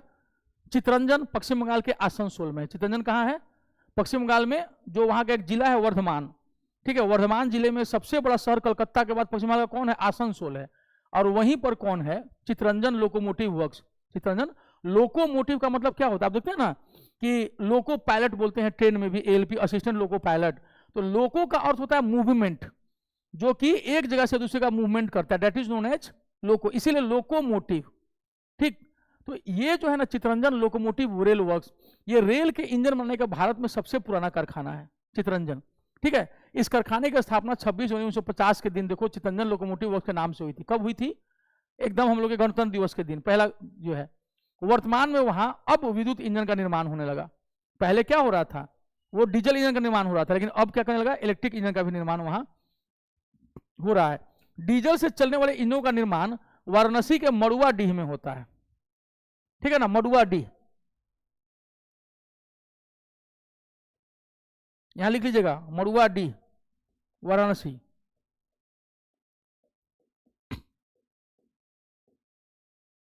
मड़ुआडीह, वाराणसी।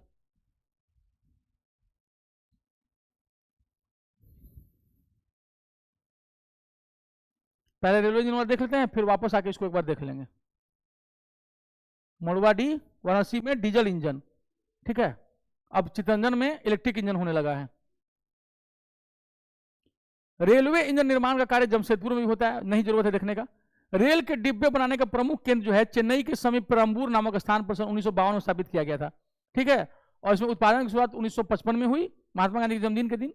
इसके अन्य प्रमुख केंद्र बेंगलुरु तथा कोलकाता है। पंजाब के कपूरथला में इंटीग्रल कोच फैक्ट्री की स्थापना की गई है। रायबरेली उत्तर प्रदेश और कचरा पारा पश्चिम बंगाल में रेलवे कोच फैक्ट्री की नई उत्पादन इकाई लगाई है। रायबरेली में केवल एसी डिब्बा बनता है, एयर कंडीशन डिब्बा, ठीक है, आ जाएगा, लिख लीजिएगा वहां, रायबरेली के पास एसी डब्बा, केवल एसी डब्बा, फर्स्ट क्लास, सेकंड क्लास और जो थर्ड, मतलब टीयर, 3 टीयर, हाँ, 1 फर्स्ट टीयर, सेकंड टीयर और थर्ड क्लास।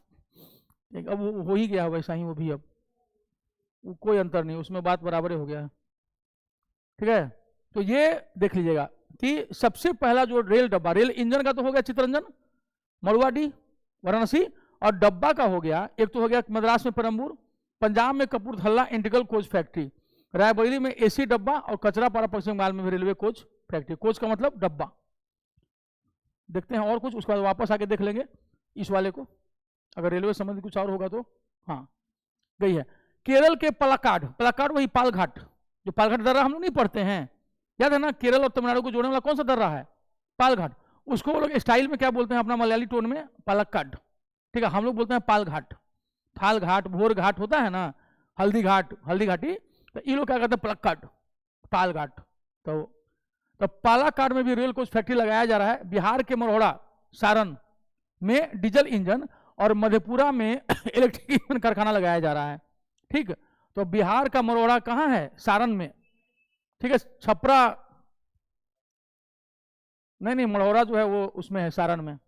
सारण जिला, छपरा वाला सारण जिला का नाम सारण है, उसका डिस्ट्रिक्ट हेडक्वार्टर छपरा है।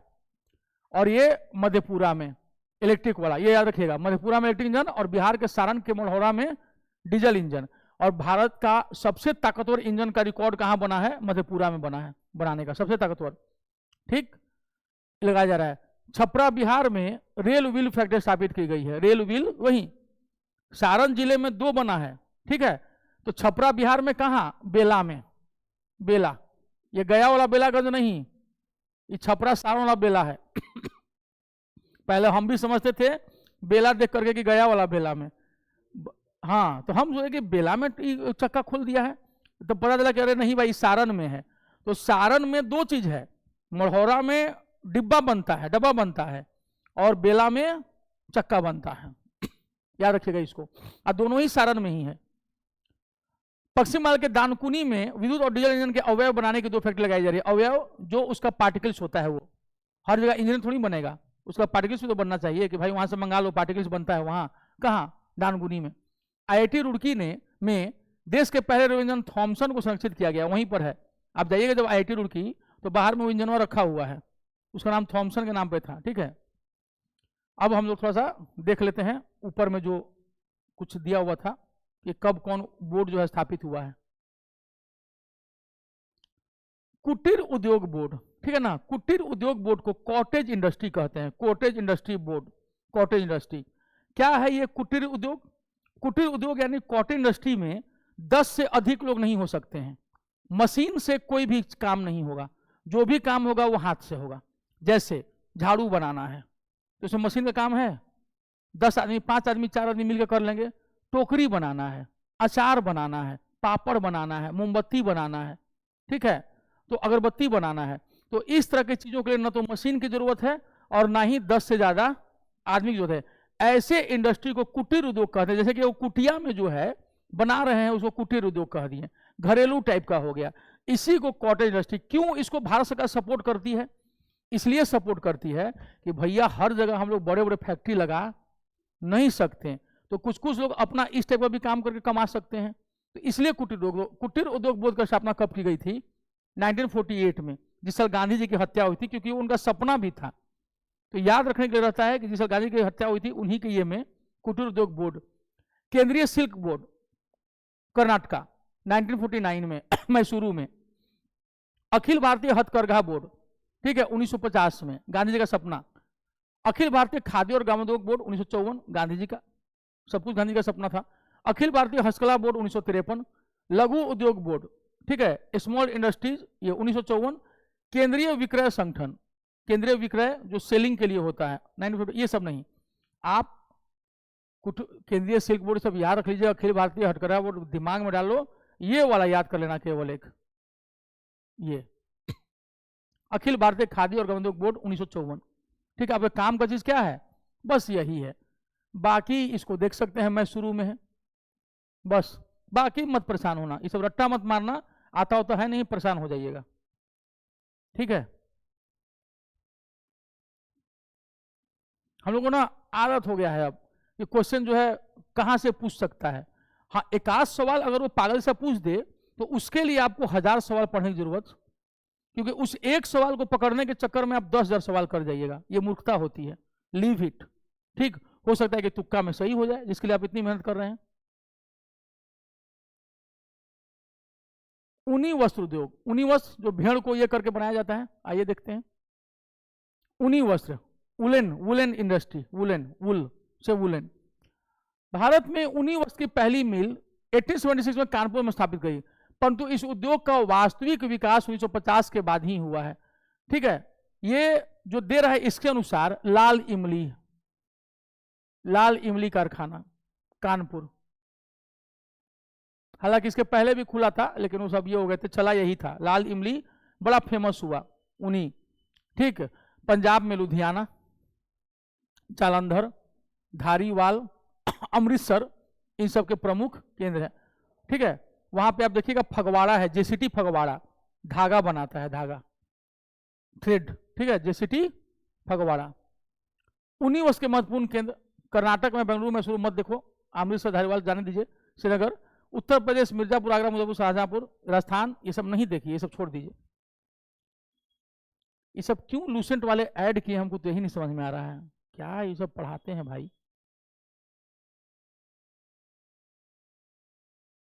मैंने बताओ ये सब क्या आता है, ये सब एग्जाम में, ये बच्चा को बर्बाद ही ना कर रहा है सब। आयातक है, क्या हो जाएगा, आयातक है तो हो रहेंगे नहीं, मतलब इसको फोकस वहां करना चाहिए था ना, कि जो एग्जाम में क्वेश्चन आएगा। हमसे भी कई बार पीडीएफ बनाने में गलतियां होती हैं शुरू शुरू में, कि ये भी ले लो, वो भी ले लो, ये भी समेट दो। इस चक्कर में मेरा हिस्ट्री का एजेंडा बहुत बड़ा हो गया है, और मेडिवल इंडिया, लेकिन उसको छोटा करने की जरूरत है। क्वेश्चन बढ़ाना था मॉडर्न इंडिया में, मॉडर्न इंडिया ठीक बढ़ा हुआ है, मेडिवल में और एंसेंट में बहुत ज़्यादा क्वेश्चन नहीं आता, उतना ही आता जितना काम भर है। अब हो गया, कभी भी बढ़ा देगा, कभी भी बढ़ा सकता है। देखो नोट, चीरू या तिब्बती एंटीलोप हिरन टाइप का लगता है, एंटीलोप क्या है 12 सिंगा टाइप का।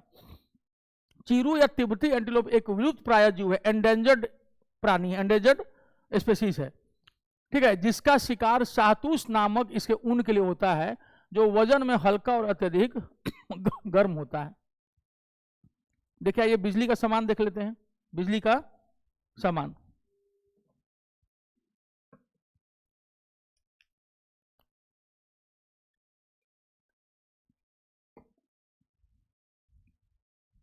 भोपाल, हरिद्वार, रामचंद्रपुरम, हैदराबाद, तिरुचिरापल्ली और कोलकाता बिजली के सामान महत्वपूर्ण के हटाओ यार, बहुत ज़्यादा पूछेगा। रामचंद्रपुरम तो बिहार शरीफ बस स्टैंड मत मार दीजिएगा, मारेगा रामचंद्रपुरम जो है वो हैदराबाद।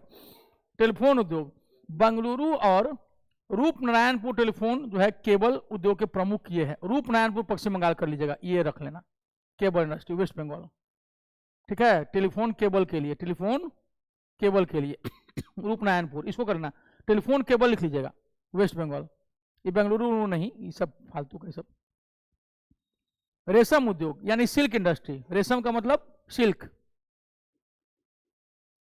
सहतूती, सहतूत नहीं होता है, ठीक है, एरी, तसर और मूगा, दिस इज नॉट मूंगा, मूगा, ठीक है, मूंगा गलत लिखते हैं सब, मूगा होता है, मूगा। मूगा जो है ये लूसेंट है तो इसका चलता है, दिस इज मूगा। सभी 4 किस्मों की रेशम का ये है। सहतूती को अंग्रेजी में कहते हैं मलबरी, भारत में सबसे ज्यादा ये होता है, लिख लीजिएगा इसको, मलबरी, मलबरी, ठीक है। कर्नाटका में सबसे ज्यादा, इंडिया में जितना सिल्क होता है उसका 80% मलबरी होता है, ठीक है। मलबरी को हिंदी में क्या कहते हैं, सहतूती, सहतूत, तो मलबरी ही आता है, हिंदी वाला सहतूत नहीं आता, याद रखना। तो मलबरी, एरी, तसर और मूगा, ठीक, 4 किस्मों का। मूगा में, मूगा रेशम उत्पादन में भारत को एकाधिकार प्राप्त है, मूगा, इट इज नॉट मूंगा, नहीं बाबू बता रहे हैं।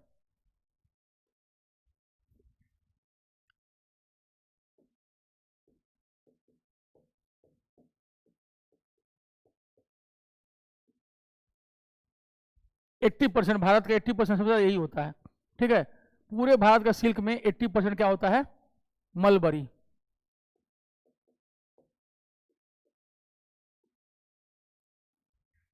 फिर तसर, भागलपुर बिहार, नाथनगर, तसर भागलपुर बिहार। ईरी, अब ईरी का स्पेलिंग हमको ईरी झील याद आ गया, इसलिए स्पेलिंग ऐसा हो गया, जो है ईरी एंड मूगा, ये दोनों जो हैं असम में। अब स्पेलिंग का हमको आइडिया नहीं है, फिलहाल हम दिमाग से उतर रहा है, ईरी व मूगा, ईरी और मूगा, मोस्ट प्रोबेबली यही स्पेलिंग है, eerie and Muga, it is not मूंगा, ठीक। कहीं कहीं इसको मूगा भी लिखा रहता है, नाम है, नाम का, चलो। ये दोनों कहाँ मिलते हैं, असम में। तसर कहाँ मिलता है, भागलपुर में, और जगह मिलता है, लेकिन मेन सेंटर यही सब है। और मलबरी का कहाँ है, कर्नाटका में, ठीक है। अब याद रहेगा ना 4 किस्में।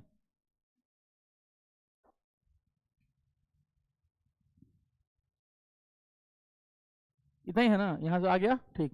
देखो, केंद्रीय रेशम अनुसंधान प्रशिक्षण केंद्र मैसूर और ब्रह्मपुर कर्नाटका। केंद्रीय ईरी देखो कहां चला गया, नॉर्थ ईस्ट में गया, मेहंदी पाथर, ठीक है, मेहंदी पाथर। और इसके अलावा मूगा वाला जो है वो आपको यहां पर है। एक और है नॉर्थ ईस्ट में सिल्क का, असम में जगह है, कौन है, जोहार हाट या समथिंग करके नाम अभी मिस कर रहे हैं असम में, तो वहां पर एक है सिल्क का, बता देंगे हम बाद में। केंद्रीय टसर अनुसंधान प्रशिक्षण केंद्र वो कहाँ है, रांची में। टसर वाला जो है सिल्क वो कहाँ होता है, भागलपुर। तो बिहार में जो सिल्क फेमस है भागलपुर, रेशम नगरी बोलते हैं ना सिल्क नगरी उसको, नाथनगर को, वहाँ भागलपुर में क्यों फेमस है, किस सिल्क के लिए, टसर सिल्क के लिए, ठीक है, टसर सिल्क याद रखिएगा। याद रखने के लिए कैसे याद रखेंगे, भागलपुर टसर, बाकी सब में ई री है, मलबरी है, ठीक है, और मूगा है। तो भाई भागलपुर र है तो लास्ट में ट स र है, तो भागलपुर में ट स र है, र में र है, याद रहेगा। तो इस टाइप से इसको जो है याद रखना है अपना। रेशम उद्योग के प्रमुख केंद्र ये सब नहीं आता है, जितना हम बता दिए उतना काफी है। अब असम में देख लेते हूँ जगह दिया है कि नहीं, असम तो नाम बताइए, असम दिया भी नहीं है इसमें, हे प्रभु। तो बिहार भागलपुर दे दिया, अच्छी बात क्या है, कर्नाटक में मैसूरू दे दिया, ये भी ठीक किया है।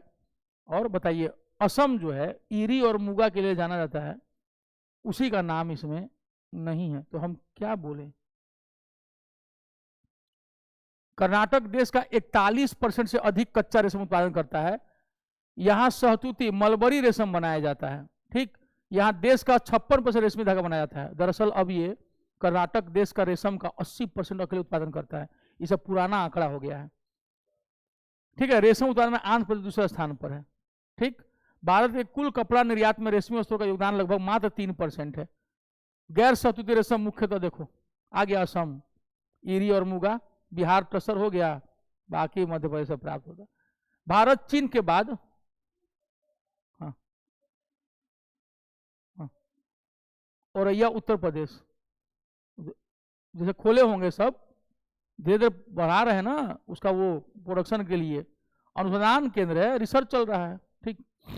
नोट एक होगा असम में, असम का नाम हम ये भूल रहे उस जगह का, जोहार हाट करके समथिंग करके है कुछ असम में, तो वो रेशम के लिए वहां पर है, ऑप्शन रहता है तो हम फट से मार देते। भारत चीन के बाद विश्व का दूसरा रेशम उत्पादक देश है, 18% रेशम का उत्पादन जो है भारत करता है। गया क्या, श्रम उद्योग,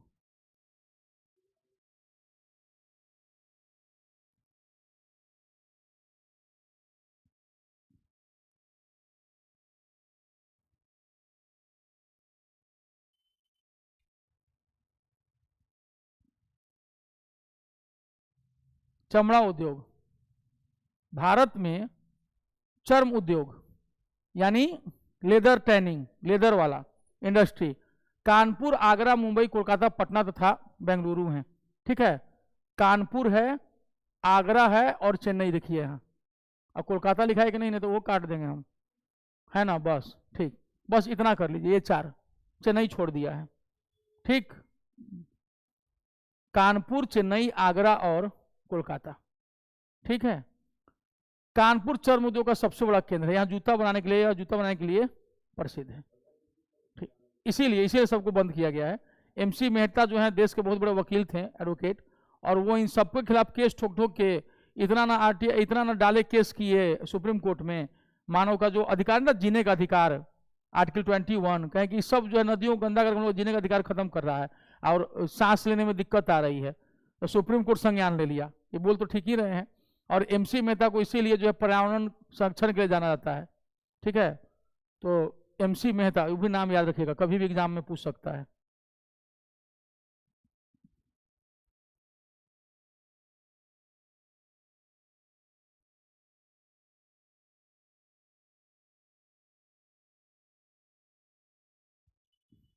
राष्ट्रपति के अधिकार और कर्तव्य।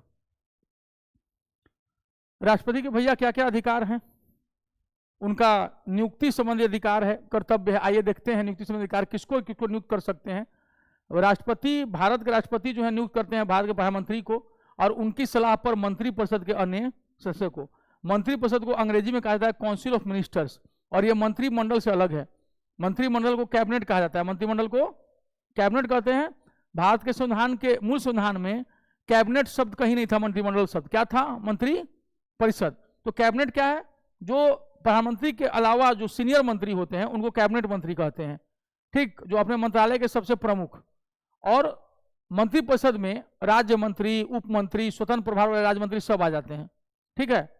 हाँ, तो ये काउंसिल ऑफ मिनिस्टर्स। और कैबिनेट या मंत्रिमंडल का उल्लेख जो है आर्टिकल 352 में जोड़ा गया था 44th कॉन्स्टिट्यूशनल अमेंडमेंट एक्ट से, 44वें में, ठीक, मुरारजी देसाई की सरकार के द्वारा, जब पहली बार कैबिनेट शब्द का प्रयोग, मंत्रिमंडल शब्द का प्रयोग अनुच्छेद 352 के सी में किया गया, आर्टिकल 352, कि राष्ट्रीय आपातकाल लगाने के लिए अब केवल मुंह भर से कहने से नहीं होगा, कैबिनेट के सभी सदस्यों का हस्ताक्षर उस पर होना चाहिए, ठीक, नेशनल इमरजेंसी के लिए। सर्वोच्च और उच्च न्यायालय के मुख्य न्यायाधीशों और सभी न्यायाधीशों की नियुक्ति कौन करते हैं? राष्ट्रपति महोदय करते हैं। नियुक्ति मतलब अपॉइंट करना, तो अपॉइंट नहीं, जैसे राष्ट्रपति के लिए कुछ प्रावधान दिया गया है। आर्टिकल 74 क्या है? वो कहता है कि राष्ट्रपति जो है वो हेड होंगे हम लोग के कार्यपालिका के, और उनकी सहायता के लिए एक मंत्रिपरिषद होगी जिसके प्रमुख प्रधानमंत्री होंगे। अब कहता है कि वो प्रधानमंत्री किसको अपॉइंट करेंगे? जिसको लोकसभा में बहुमत प्राप्त दल का होगा, जो दल को मेजोरिटी होगा लोकसभा में, वो दल जिसको नेता चुनेगी ना उसको प्रधानमंत्री बनाएंगे, चाहे वो सांसद हो या न हो, 25 साल से बड़ा होना चाहिए उम्र में। कारण क्या है? 6 महीने के भीतर भीतर उनको जो है लोकसभा या राज्यसभा से सांसद बनना पड़ेगा, राज्यसभा से तो 30 साल का होना चाहिए। तो ऐसी स्थिति में जो बहुमत प्राप्त दल जिसको चुनेगा वही प्रधानमंत्री बनेगा। भारत का नागरिक होना चाहिए, 25 साल से ऊपर होना चाहिए, और 6 महीने के भीतर भीतर उनको जो है लोकसभा का सांसद बन जाना चाहिए, और 30 साल से अधिक हो तो राज्यसभा वाला भी चलेगा, ठीक है? तो सांसद जरूरी है। वैसे व्यक्ति को प्रधानमंत्री नियुक्त करेंगे, और फिर उनकी सलाह पर जो है मंत्रिपरिषद के अन्य सहयोगियों की नियुक्ति करेंगे। तो उनकी सलाह बाध्यकारी है प्रधानमंत्री की। इसका मतलब है कि सारा अपॉइंटमेंट हम करेंगे। कहने का मतलब कि राष्ट्रपति महोदय हो जाते हैं एक बड़े परिवार में दादाजी, जिनकी उम्र जो है 75 साल से ऊपर हो चुकी है, आगे बात समझ में, और सारा कमांड है पापा जी के हाथ में, यानी प्रधानमंत्री, ठीक। और माता जी जो हो गई घर में, वो हो गई सुप्रीम कोर्ट। क्लियर हो गया? हाँ, वो हाँ, हमेशा नहीं किया जाता है। अभी विपक्ष का बिल्कुल नहीं पता है कि अरविंद केजरीवाल हैं कि राहुल गांधी हैं कि खड़गे जी हैं। हाँ हाँ,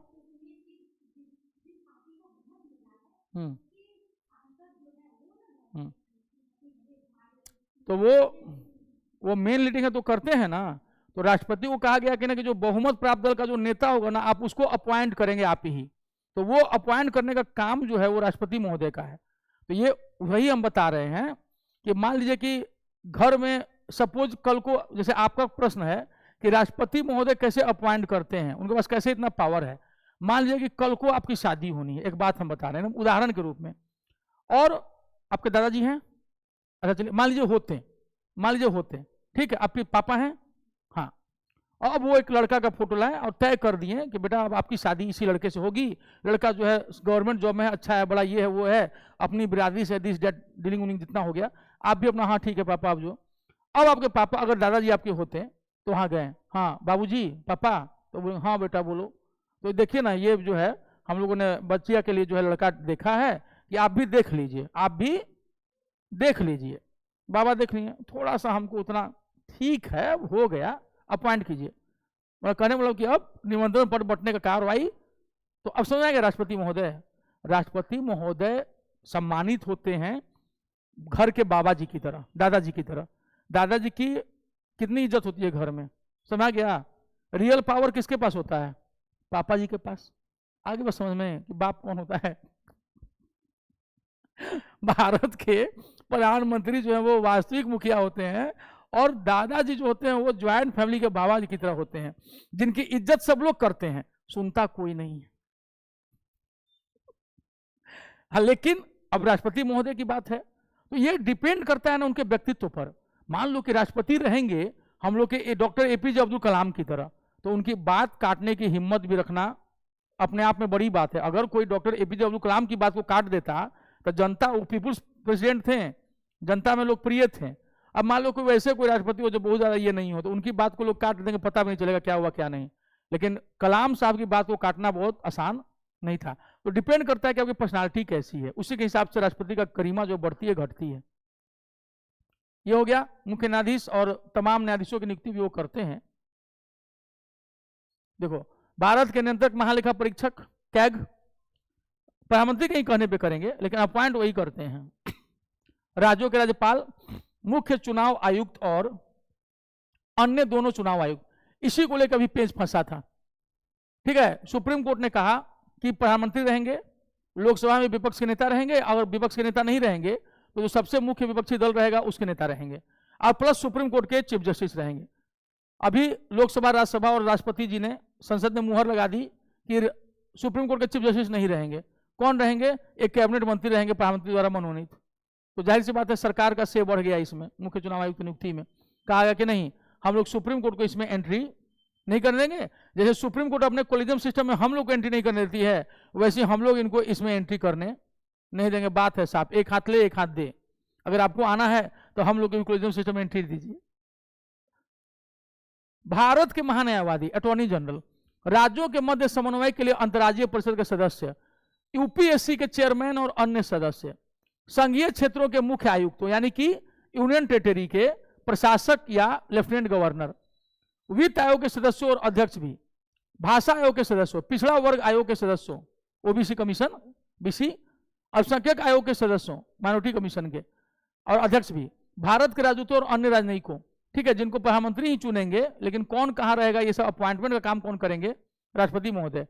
अनुसूचित क्षेत्रों के प्रशासन के संबंध में रिपोर्ट देने वाले आयोग के सदस्य, मतलब इस तरह का जितना है ये सब एग्जाम में नहीं पूछता है। विधायी शक्तियां, राष्ट्रपति चूंकि संसद के क्या होते हैं? अभिन्न अंग होते हैं। लोकसभा, राज्यसभा और राष्ट्रपति को मिला करके क्या बनता है? संसद। तीनों को मिला के संसद बनता है। ठीक है, क्या उनको पावर है भैया? संसद के सद को आहूत करना, सम्मन करना, सम्मन जारी करना। आहूत करना माने बुलाना, टू सम्मन the parliament, he summons the parliament. ठीक है, सत्रावसान करने। ठीक, तो सत्रावसान ये हो गया आपको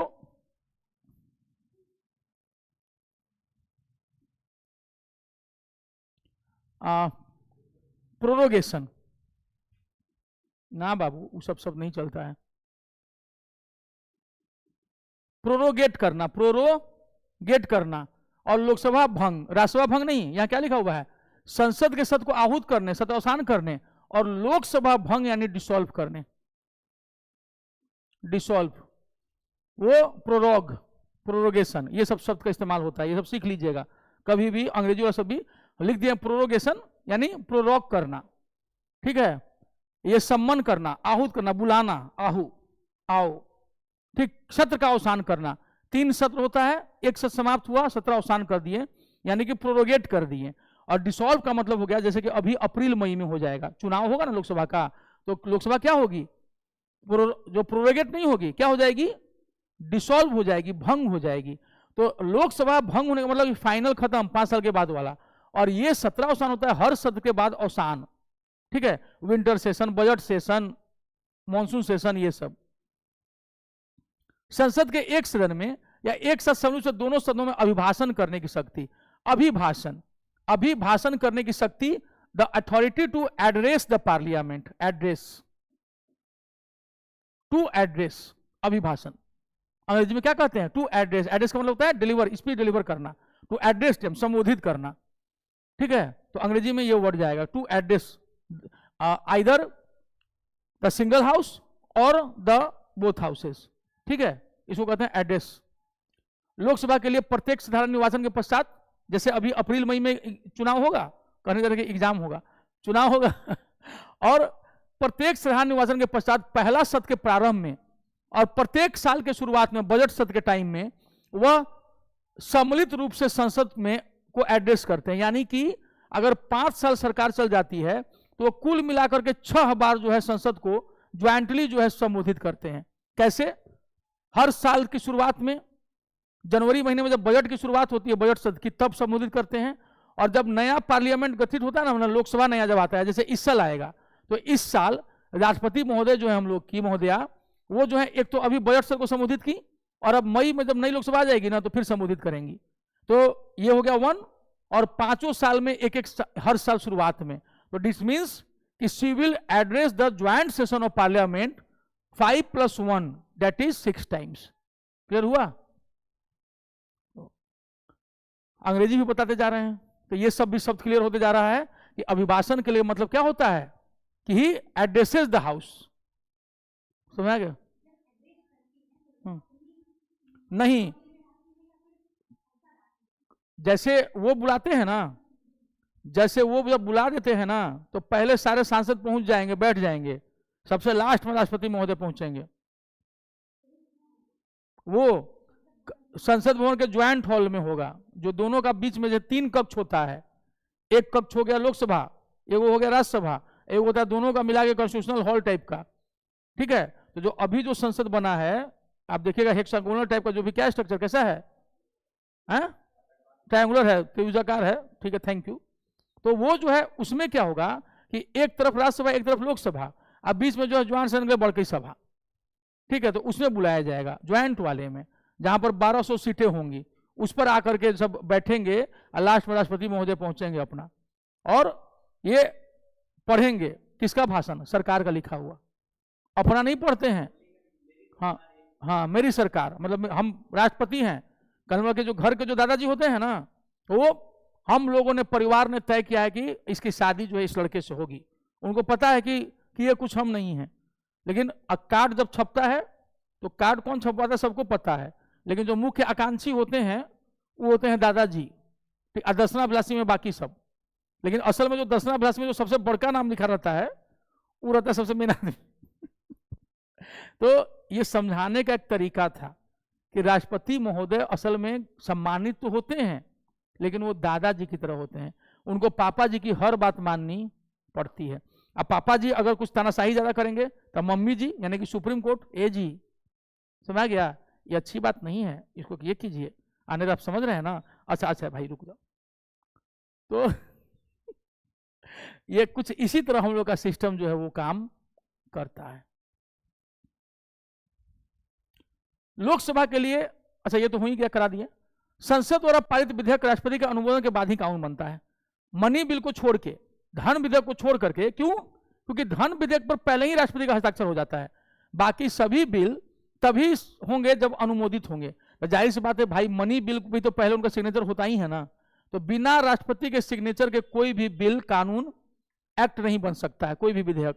ठीक है? संसद में निम्न विधेयक को पेश करने के लिए राष्ट्रपति की पूर्व सहमति आवश्यक है। कौन कौन? पहले से किसमें राष्ट्रपति महोदय की सहमति चाहिए, आइए देख लेते हैं।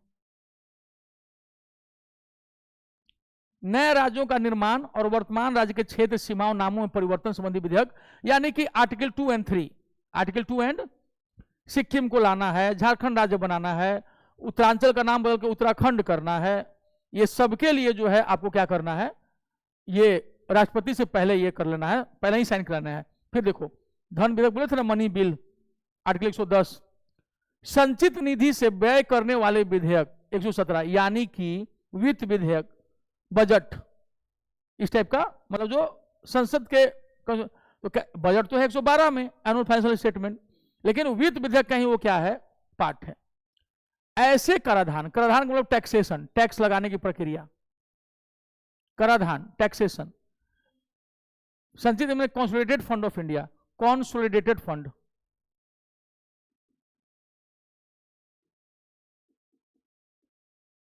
ठीक है, कंसोलिडेटेड फंड। भारत सरकार के पास 3 निधियां हैं, फंड्स,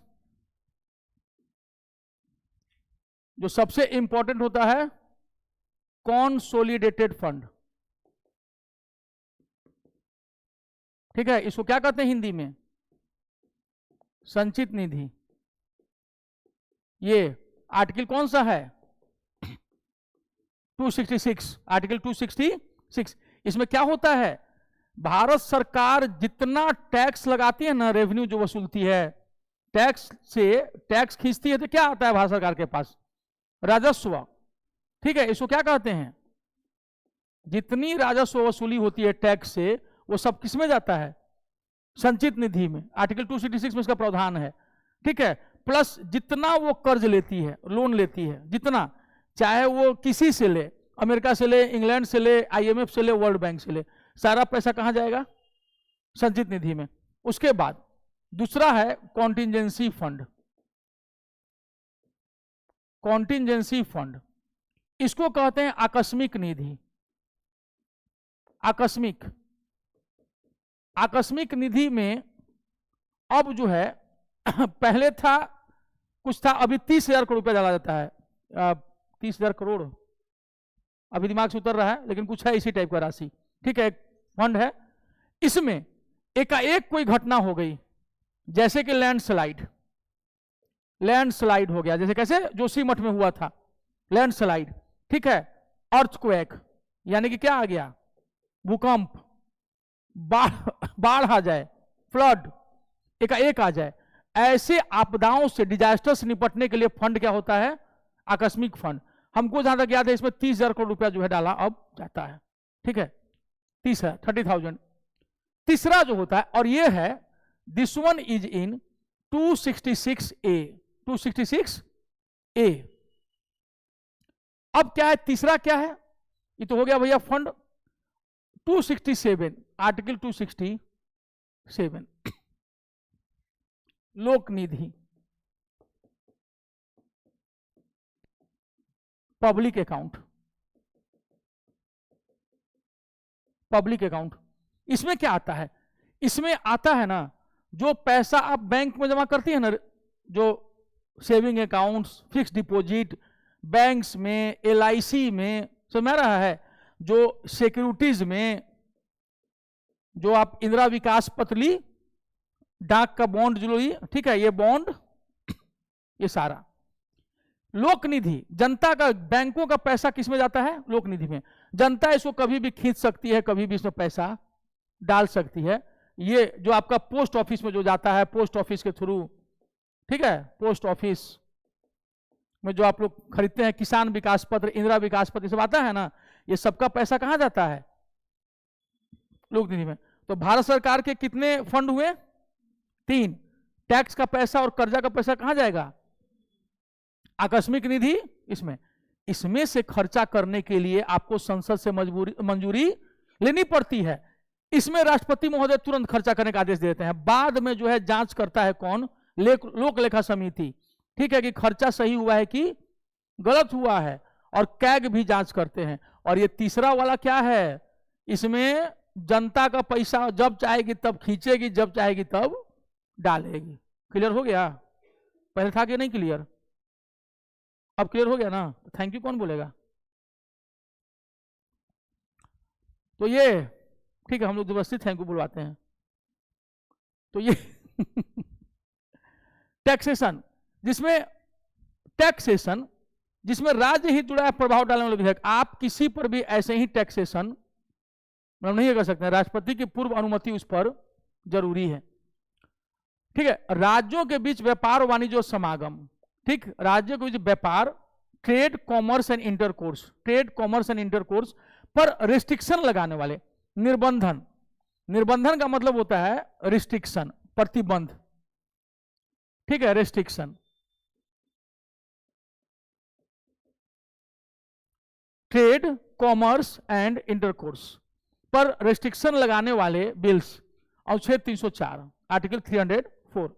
यदि किसी साधारण विधेयक पर दोनों सदनों में कोई असहमति है, तो इसे सुलझाने के लिए राष्ट्रपति दोनों सदनों की क्या बुला सकते हैं? संयुक्त सेशन। ठीक है, ज्वाइंट सेशन। तो अनुच्छेद 108, लोकसभा राज्यसभा 7-7। ठीक,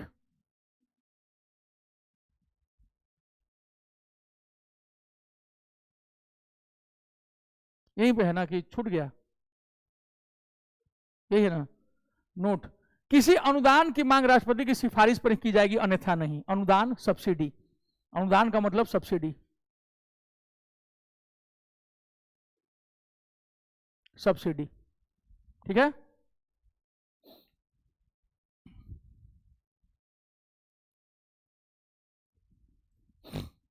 संसद सदस्यों के मनोनयन का अधिकार, नॉमिनेशन का, 12 संसद सदस्यों जो कि राज्यसभा के होते हैं उनके मनोनयन का अधिकार। राष्ट्रपति को लोकसभा में आंग्ल भारतीय समुदाय, आधा अंग्रेज आधा भारतीय समुदाय के व्यक्तियों का रिप्रेजेंटेशन नहीं होने पर उस समुदाय के 2 व्यक्तियों को मनोनीत करने की शक्ति संविधान का अनुच्छेद 331 के तहत प्रदान किया गया था, जिसे 104वें संशोधन के तहत, कॉन्स्टिट्यूशन अमेंडमेंट एक्ट के तहत समाप्त कर दिया गया है जनवरी 2020 से। जनवरी 2020 से समाप्त कर दिया गया। कब से? जनवरी 2020 से। इसी प्रकार अब वह कला, आर्ट, लिटरेचर, जर्नलिज्म, साइंस और सोशल सर्विस में अप्रोप्रिएट एक्सपीरियंस और स्किल रखने वाले 12 व्यक्तियों को राज्यसभा में मनोनीत कर सकता है। आर्टिकल 80 का 3, आर्टिकल 80 का 3, ये सब आर्टिकल याद रखिएगा, ये पूछ देता है एग्जाम में, ठीक है। तो 331 खत्म हो चुका है।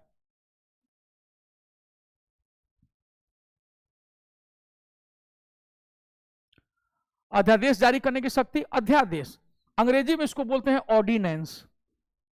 ऑर्डिनेंस, अगर केवल ऑर्डिनेंस होता, आई नहीं होता तो आयुध फैक्ट्री हो जाता जहां गोला बारूद बनता है, लेकिन ऑर्डिनेंस का मतलब अध्यादेश। अध्यादेश जब संसद का सत्र नहीं चल रहा हो और एकाएक कोई जरूरत पड़ गई कानून बनाने की, ऐसी स्थिति में राष्ट्रपति को यह अधिकार है कि वह ऑर्डिनेंस जारी कर सकते हैं, ठीक है, सरकार के कहने पर ही, सरकार के कहने पर ही।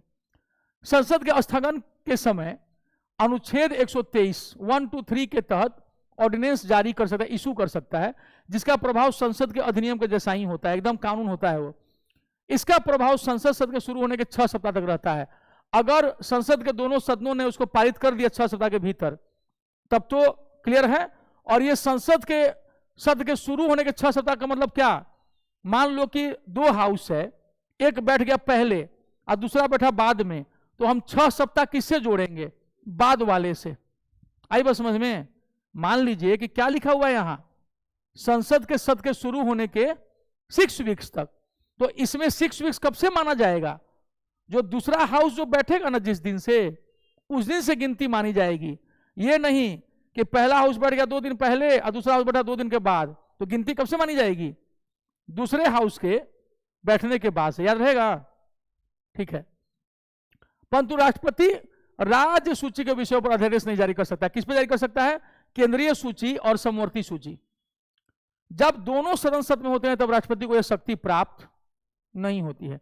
सैन्य शक्ति, वो आर्मी, एयरफोर्स और नेवी तीनों के सर्वोच्च कमांडर होते हैं, जिसका प्रयोग वह लॉ के अनुसार ही कर सकता है, अपने मन से नहीं।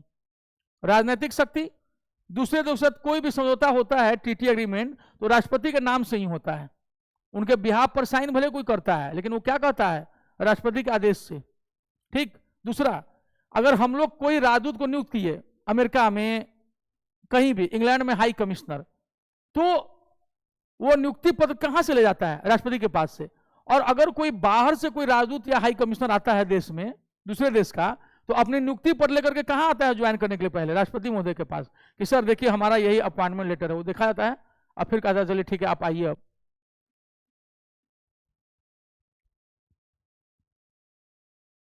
क्षमादान की शक्ति, ठीक है, टू पार्डन। क्षमादान की शक्ति का मतलब होता है टू पार्डन, माफी देना। आर्टिकल 72, अच्छा दिया ही है, ठीक है। क्या अंतर्गत राष्ट्रपति को किसी अपराध के लिए दोषी ठहराए गए किसी व्यक्ति के दंड को क्षमा करने, ठीक, प्रविलंबन, ये आपको हो जाता है एक तरह से इसका शब्द परिहार और लघुकरण, ये तो हो गया कम्यूटेशन, कम्यूट करना, कम्यूटेशन। परिलंबन, परिहार, एक हो गया रेमिट करना, देख लेते हैं तो इसको, हैं रेमिट होगा, एक का अलग अलग है सबका, क्योंकि वो है ना।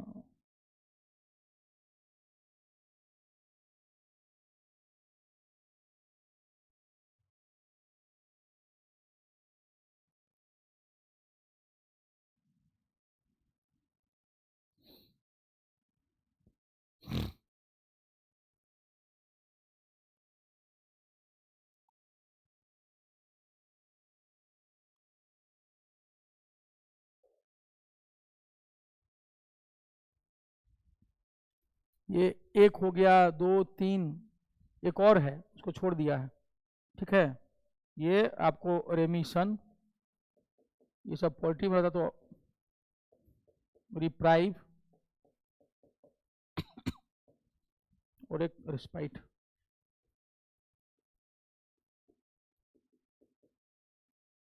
ठीक, इसमें होता क्या है कि तीनों का अलग अलग है। जैसे देखो, क्षमा करने का मतलब होता है कि टोटली क्षमा कर दिए, आपने लगा ऐसा कि कोई अपराध किया ही नहीं था, माफ कर दिया। पर विलंबन का मतलब क्या होता है कि कुछ समय के लिए किसी की सजा को टाल देना। जैसे कि पता चल गया कि किसी को फांसी दिया जा रहा है और तब तक कोई नई जानकारी मिल गई, तो सुप्रीम कोर्ट ऐसे में क्या कर सकता है, सॉरी राष्ट्रपति महोदय, सुप्रीम कोर्ट कह दिए, राष्ट्रपति महोदय क्या कर सकते हैं, उसकी सजा को कुछ समय के लिए टाल सकते हैं कि नहीं रुक जाइए, वो अपील किया है तो उसको थोड़ा सा टाला जाए। प्रविलंबन। परिहार, लघुकरण का मतलब क्या होता है कि मान लो किसी को फांसी की सजा हो गई है और हमने उसको आजीवन कारावास में बदल दिया, आई चेंज द नेचर, हमने क्या कर दिया, नेचर को चेंज कर दिया, ठीक है। और जो परिहार है, परिहार में क्या हो गया कि हम जो है, ये आपका जो लघुकरण है, कम्यूटेशन में क्या किया हमने, सजा के नेचर को चेंज कर दिया। यानी कि फांसी की सजा थी और हमने उसको क्या बदल दिया, कारावास में, तो हमने सजा का नेचर को चेंज कर दिया, दैट इज कम्यूटेशन, ठीक है। परिविलंबन क्या है, हमने सजा को कुछ समय के लिए टाल दिया, अच्छा रुको अभी जेल मत भेजो, अच्छा रुको अभी फांसी मत दो, वो विलंबन, विलंब कर दिया। परिविलंबन में क्या छुपा हुआ है, विलंबन, ठीक है। और क्षमा करना मतलब टोटली क्षमा करना, पार्डन कर देना, टू पार्डनिंग। परिहार का मतलब है कि आपको जो है सजा दी गई है 10 साल की और हमने उसको घटा के कर दिया 3 साल का, आई बात समझ में, आपको सजा दी गई है 10 साल की, यानी कि हमने सजा के नेचर में चेंज नहीं लाया, हमने सिर्फ उसके अवधि को क्या कर दिया, कम कर दिया। और एक और है, उसको कहते हैं विराम, ठीक है, वो रेस्पाइट। ये क्या होता है, अब रेस्पाइट ही होगा उसका मीनिंग, जहां तक हमको याद आ रहा है, क्योंकि अभी अब दिमाग इतना, हाँ बहुत चीज एकदम ये होता, ठीक है। विराम में क्या होता है कि मान लो कि आप कोई विशेष परिस्थिति है, दिव्यांग हैं, आप गर्भवती हैं, ऐसी स्थिति में विशेष परिस्थितियों के कारण आपको विराम दे दिया जाता है, कहता चलो ठीक है कुछ समय के लिए तुमको विराम देते हैं, अभी इसको बच्चा होने वाला है, अभी इसको क्या दे देते हैं, विराम, रेस्पाइट दे देते हैं।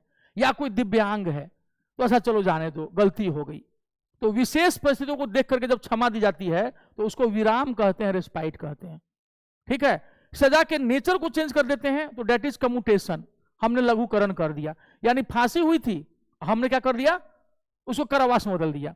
सजा की अवधि को कम कर देंगे हम तो परिहार, यानी कि सजा हुई थी 10 साल की, हमने घटा के 5 साल कर दिया, डेट इज परिहार। अब याद रहेगा, नहीं भी याद रहेगा तो हमको तो याद है, याद हो गया ना, हाँ।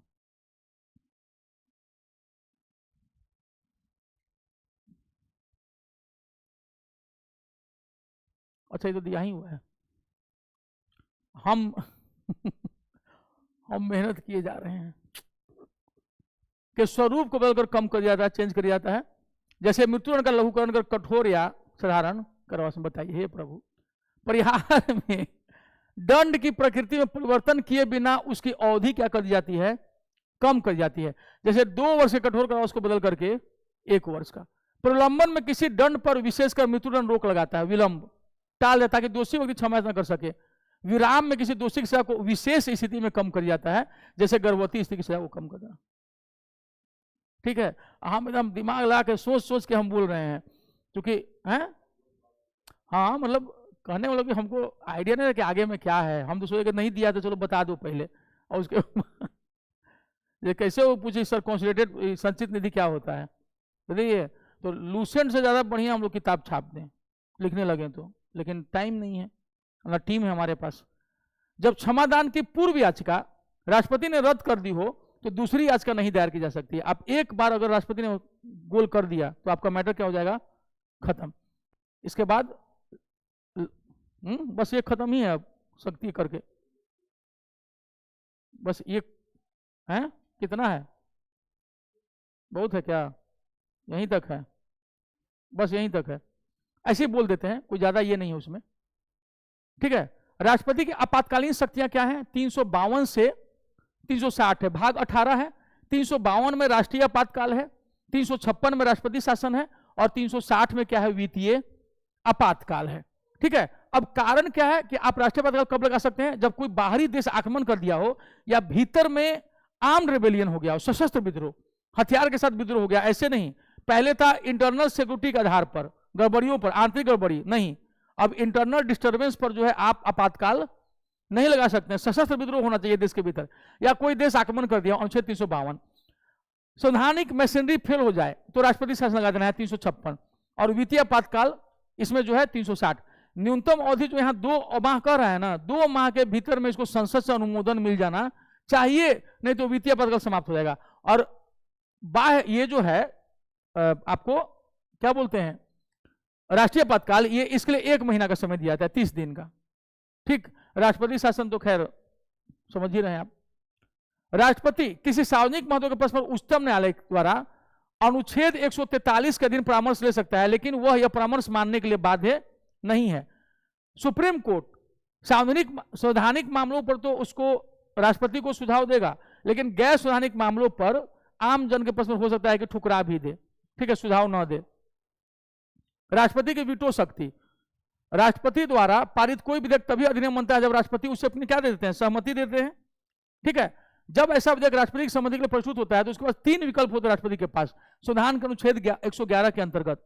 ठीक, वह विधेयक पर अपनी स्वीकृति दे सकते हैं, वह विधेयक को अपनी स्वीकृति को सुरक्षित रख सकता है, और वह विधेयक दहन विधेयक को तो लौटाना ही पड़ेगा, क्योंकि धन विधेयक इनके पास पहले ही साइन हो जाता है, तो इनके पास आता ही नहीं है बाद में, तो को संसद के पुनर्विचार हेतु लौटा सकता है। हालांकि जिस विधेयक को पुनर्विचार के लिए लौटाए हैं, अगर वापस संसद ने उनको भेज दिया तो राष्ट्रपति इसको मानने के लिए क्या है, बाध्य हैं। ठीक है, देनी ही होगी। राष्ट्रपति के पास इस प्रकार राष्ट्रपति संसद द्वारा पारित विधेयकों के संबंध में वीटो शक्ति होती है, अर्थात वह विधेयक को अपनी स्वीकृति के लिए क्या कर सकते हैं, रख भी सकते हैं। धन विधेयक उनके पास शुरू में ही पास हो जाता है, उसको रोक ही नहीं सकते हैं। फिर जो संविधान संशोधन विधेयक रहेगा उसको भी वो रोक नहीं सकते, उस पर उनको अपनी मंजूरी देनी ही देनी है। वो साधारण विधेयकों को जरूर जो है वीटो पावर का इस्तेमाल करके रोक, वो लौटाएंगे ही नहीं, जाओ खत्म हो गया ऐसे ही। ठीक है, तो आज के लिए इतना ही हमको लगता है भी। अच्छा, ये वीटो जो है लैटिन शब्द है जिसका अर्थ क्या है, रोकना। इसमें आत्यंतिक वीटो है, निलंबनकारी वीटो है और जैवी वीटो है। ठीक है, आत्यंतिक वीटो का मतलब होता है कि एब्सोल्यूट वीटो। आत्यंतिक को क्या कहते हैं, एब्सोल्यूट वीटो कह देते हैं, एब्सोल्यूट वीटो। इसमें क्या है कि राष्ट्रपति एकदम इस विधेयक को अपने पास रख ही लेते हैं, लौटाते ही नहीं है। यह साधारण विधेयक होता है, और ये जो है आपको इससे क्या हो जाता है कि हमेशा के लिए जो है वो विधेयक खत्म हो जाता है।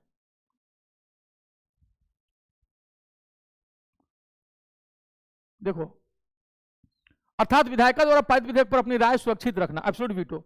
निलंबनकारी, सस्पेंशन वीटो, जो विधायिका द्वारा साधारण बहुमत द्वारा निरस्त की जा सके। ठीक है, इसको क्या करते हैं वो, जैसे कि मान लो कि आत्यंतिक वीटो, एब्सोल्यूट वीटो क्या हुआ, हम सिंपल समझा दे रहे हैं आपको। 3 वीटो है, एब्सोल्यूट वीटो, आत्यंतिक वीटो, निलंबनकारी वीटो और जैवी वीटो। क्या होता है ये तीनों? एब्सोल्यूट वीटो जो होता है ये एकदम ही खत्म हो जाता है। कैसे? मान लो कि पिछली सरकार ने कोई विधेयक भेजा राष्ट्रपति को सिग्नेचर करने के लिए, और तब तक वो सरकार गिर गई, राष्ट्रपति के पास आ गया विधेयक, तब तक पिछली सरकार क्या हो गई, गिर गई। नई सरकार आ गई, नई सरकार आई, कहीं राष्ट्रपति महोदय क्या उस पर साइन मत कीजिए, एब्सोल्यूट वीटो हो गया।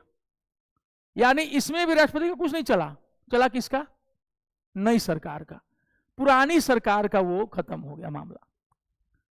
निलंबनकारी वीटो, सस्पेंशन पहली बार में नहीं साइन किए, लौटा दिए, कुछ दिन समय खा गए, 10-15 दिन बर्बाद हुआ ना, हम रखें, लौटाएं 1 सप्ताह के बाद, वो फिर लौट के आया, 10 दिन बर्बाद कर दिए, इसको कहते हैं निलंबनकारी वीटो, कुछ समय के लिए। आज जेवी वीटो हम लौटेबे नहीं करेंगे, जाओ। तो मनी बिल पर वो रोक नहीं सकते हैं क्योंकि पहले ही साइन कर चुके हैं। बाकी पर वो क्या कर सकते हैं कि जाओ नहीं लौटाएंगे, क्या कर लोगे, खत्म हो जाता है वैसे। तो उसको कहते हैं हम लोग जेवी वीटो, पॉकेट में, जेब में रख लिए, ठीक है, उसी को पॉकेट वीटो कहा जाता है। अब यह होता है गैर सरकारी सदस्यों के विधेयक के संबंध में भी 2 मामलों में कर सकते हैं, अर्थात संसद के सदस्य मंत्री न द्वारा प्रस्तुत विधेयक उसको वैसे ही रद्द कर सकते हैं, जाओ नहीं मानेंगे सरकार, ठीक है, सरकार वाला मानना पड़ेगा। सरकारी विधेयक के संबंध में जब मंत्रिमंडल त्यागपत्र दे दे, जब विधेयक पारित हो गया हो और राष्ट्रपति की अनुमति मिलना शेष हो, नया मंत्रिमंडल आ जाए और राष्ट्रपति को ऐसे विधेयक पर अपनी सहमति न देने की सलाह दे, जो हम बताएं आपको, प्राइवेट मेंबर का बिल तो ऐसे ही राष्ट्रपति उड़ा देंगे, लेकिन सरकार वाले में क्या होगा, अगर नई सरकार आ गई तो रुकवा देगी, दैट इज एब्सोल्यूट वीटो। निलंबनकारी जब किसी विधेयक को संसद को क्या करते हैं, पुनर्विचार लौटाते, समझा दिए थे हम, ठीक है। राष्ट्रपति धन विधेयकों के मामले में निलंबनकारी वीटो का प्रयोग नहीं कर सकता, क्यों, क्योंकि धन विधेयक पर पहले ही उनका सिग्नेचर वित्त मंत्री ले लेते हैं, ठीक है, या ले लेती हैं। जेवी वीटो, राष्ट्रपति किसी विधेयक पर अनुमति देने या न देने के निर्णय लेने की सीमा का अभाव होने के कारण राष्ट्रपति जेवी वीटो का प्रयोग कर सकता है। टाइम ही नहीं मेंशन है कि कितना दिन में लौटाना है, ठीक है। अनुच्छेद 11 केवल यह कहता है कि यदि राष्ट्रपति विधेयक लौटाना चाहता है तो विधेयक उसे प्रस्तुत किए जाने के बाद यथाशीघ्र लौटा देगा। जेवी वीटो शक्ति का प्रयोग का उदाहरण है 1986 में संसद द्वारा पारित भारतीय डाकघर संशोधन विधेयक, जिस पर तत्कालीन राष्ट्रपति ज्ञानी जैल सिंह ने कोई निर्णय नहीं लिया। कारण क्या था, राजीव गांधी जी ने निर्णय पारित करवाया था कि भारत सरकार चाहेगी तो किसी की भी चिट्ठी को खोल के पढ़ सकती है, गैजेट से नहीं। ये अच्छी बात नहीं है कि आप किसी के लेटर को खोल के पढ़िए, ये गलत बात है, और इसीलिए उन्होंने जो है भारतीय डाकघर संशोधन विधेयक को अनुमति नहीं दी थी, ठीक है, समझ गया ना। इसीलिए अब समझ आया कि भारतीय डाकघर क्या था, यही था। राजीव गांधी चाह रहे थे कि सबकी चिट्ठियां खोल करके पढ़ ले, कहा नहीं। 1989 में 3 साल के बाद अगले राष्ट्रपति आर वेंकटरमण ने इस विधेयक को नई राष्ट्रीय मौजूदा सरकार का पुनर्विचार हेतु भेजा जरूर था, परंतु अगली सरकार ने इसको क्या कर दिया था, बीपी सिंह सरकार ने रद्द कर दिया था, ठीक है। संविधान संशोधन से संबंधित अधिनियमों में राष्ट्रपति के पास कोई वीटो शक्ति नहीं है। 24वें संशोधन अधिनियम 1971 ने संविधान संशोधन विधेयकों पर राष्ट्रपति को अपनी स्वीकृति देने के लिए क्या कर दिया है, बाध्यकारी, यानी संविधान संशोधन पर उनको हर मामले में अपनी स्वीकृति जो है क्या करनी पड़ेगी, देनी पड़ेगी। राज्य विधायिका पर राष्ट्रपति का वीटो, राज्य विधायकों के संबंध में राष्ट्रपति का वीटो शक्तियां हैं। राज्य विधायिका द्वारा पारित कोई भी विधेयक, जो मान लो बिहार सरकार, तमिलनाडु सरकार पारित करे, कोई भी विधेयक तभी अधिनियम बनता है जब राज्यपाल अथवा राष्ट्रपति, यदि विधेयक को राज्यपाल ने राष्ट्रपति के विचार के लिए रख लिया है, उस पर अपनी स्वीकृति दे देता है। जब कोई विधेयक राज्य विधायिका द्वारा पारित कर राज्यपाल के कंसिडरेशन के लिए उसकी स्वीकृति के लिए लाया जाता है, तो अनुच्छेद 200 के अंतर्गत राज्यपाल के पास 4 विकल्प होते हैं। अभी तमिलनाडु के राज्यपाल एन रवि के कारण जो है ये फेमस हो गया है अनुच्छेद 200। उन्होंने तमिलनाडु सरकार के 10 विधेयकों को रोक लिया था, सुप्रीम कोर्ट ने आदेश दिया है तब दिए हैं, सोच लो क्या स्थिति हो गई है। तो अनुच्छेद 200 के अंदर उसका 4 विकल्प होते हैं, वह विधेयक पर अपनी स्वीकृति दे सकता है, वह विधेयक पर अपनी स्वीकृति सुरक्षित रख सकता है, अथवा वह विधेयक यदि धन विधेयक न हो तो राज्य विधायिका को पुनर्विचार के लिए लौटा सकता है, और वह विधेयक को राष्ट्रपति के विचाराधीन आरक्षित कर सकता है। जब कोई विधेयक राज्यपाल द्वारा राष्ट्रपति के विचार के लिए आरक्षित कर लिया जाता है कंसिडरेशन के लिए, तो राष्ट्रपति के पास 3 विकल्प होते हैं। अनुच्छेद 201, वह विधेयक को स्वीकृति दे सकता है, चलो भाई राज्यपाल जी दे दीजिए, वह विधेयक पर अपनी स्वीकृति सुरक्षित रख सकता है, और वह राज्यपाल को निर्देश दे सकता है कि वह विधेयक को, यदि वह धन विधेयक नहीं है तो राज्य विधायिका को पास पुनर्विचार हेतु लौटा दे। यदि राज्य विधायिका किसी संशोधन के बिना अथवा संशोधन करके पुनः पारित कर राष्ट्रपति के पास भेजती है, तो राष्ट्रपति फिर भी इस पर अपनी सहमति देने के लिए बाध्य नहीं है, जबकि केंद्र सरकार के मामले में वो बाध्य है। इसका अर्थ है कि राज्य विधायिका राष्ट्रपति के वीटो को निरस्त नहीं कर सकती। इसके अतिरिक्त संविधान में समय समय भी तय नहीं है कि राज्यपाल द्वारा राष्ट्रपति के विचारार्थ रखे विधेयक पर राष्ट्रपति कब तक अपना निर्णय दें। इस प्रकार राष्ट्रपति राज्य विधेयकों पर अपना जेवी वीटो का प्रयोग कर सकता है। हालांकि इस बार तमिलनाडु के मामले में सुप्रीम कोर्ट ने सख्त डिसीजन लिया है और राज्यपाल एन रवि को कहा कि सुनिए, ये फालतू का जो समय आप लगा रहे हैं ना, ये क्या कहा गया है आर्टिकल 200 में कि यथाशीघ्र लौटाएंगे। क्या रखे हुए आप, किस लिए रखे हुए, कारण क्या है? राज्यपाल महोदय तुरंत 200 लौटा दिए, मतलब भेज दिए।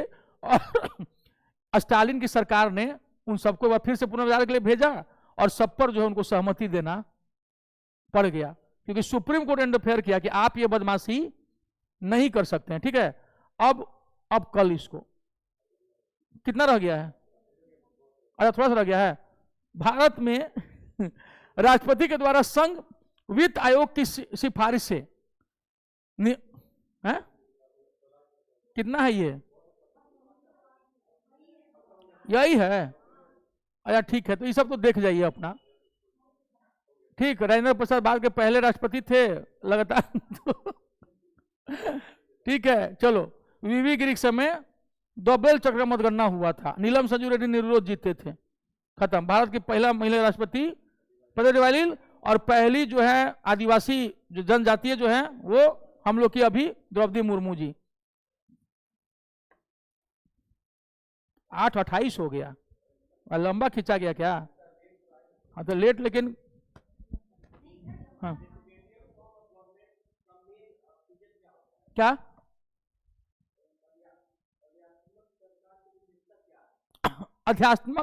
अध्यक्षात्मक? अच्छा, जैसे कि आपका क्वेश्चन है कि अध्यक्षात्मक सरकार की विशेषता क्या है, तो जो अध्यक्षात्मक सरकार होता है ना, जैसे कि अमेरिका के राष्ट्रपति की सरकार, अमेरिका में राष्ट्रपति समझ गए, तो उसकी आप विशेषता पूछ रहे हैं ना? हाँ क्या?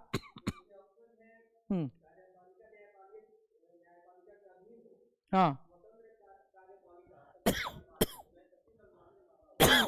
और ऑप्शन क्या है?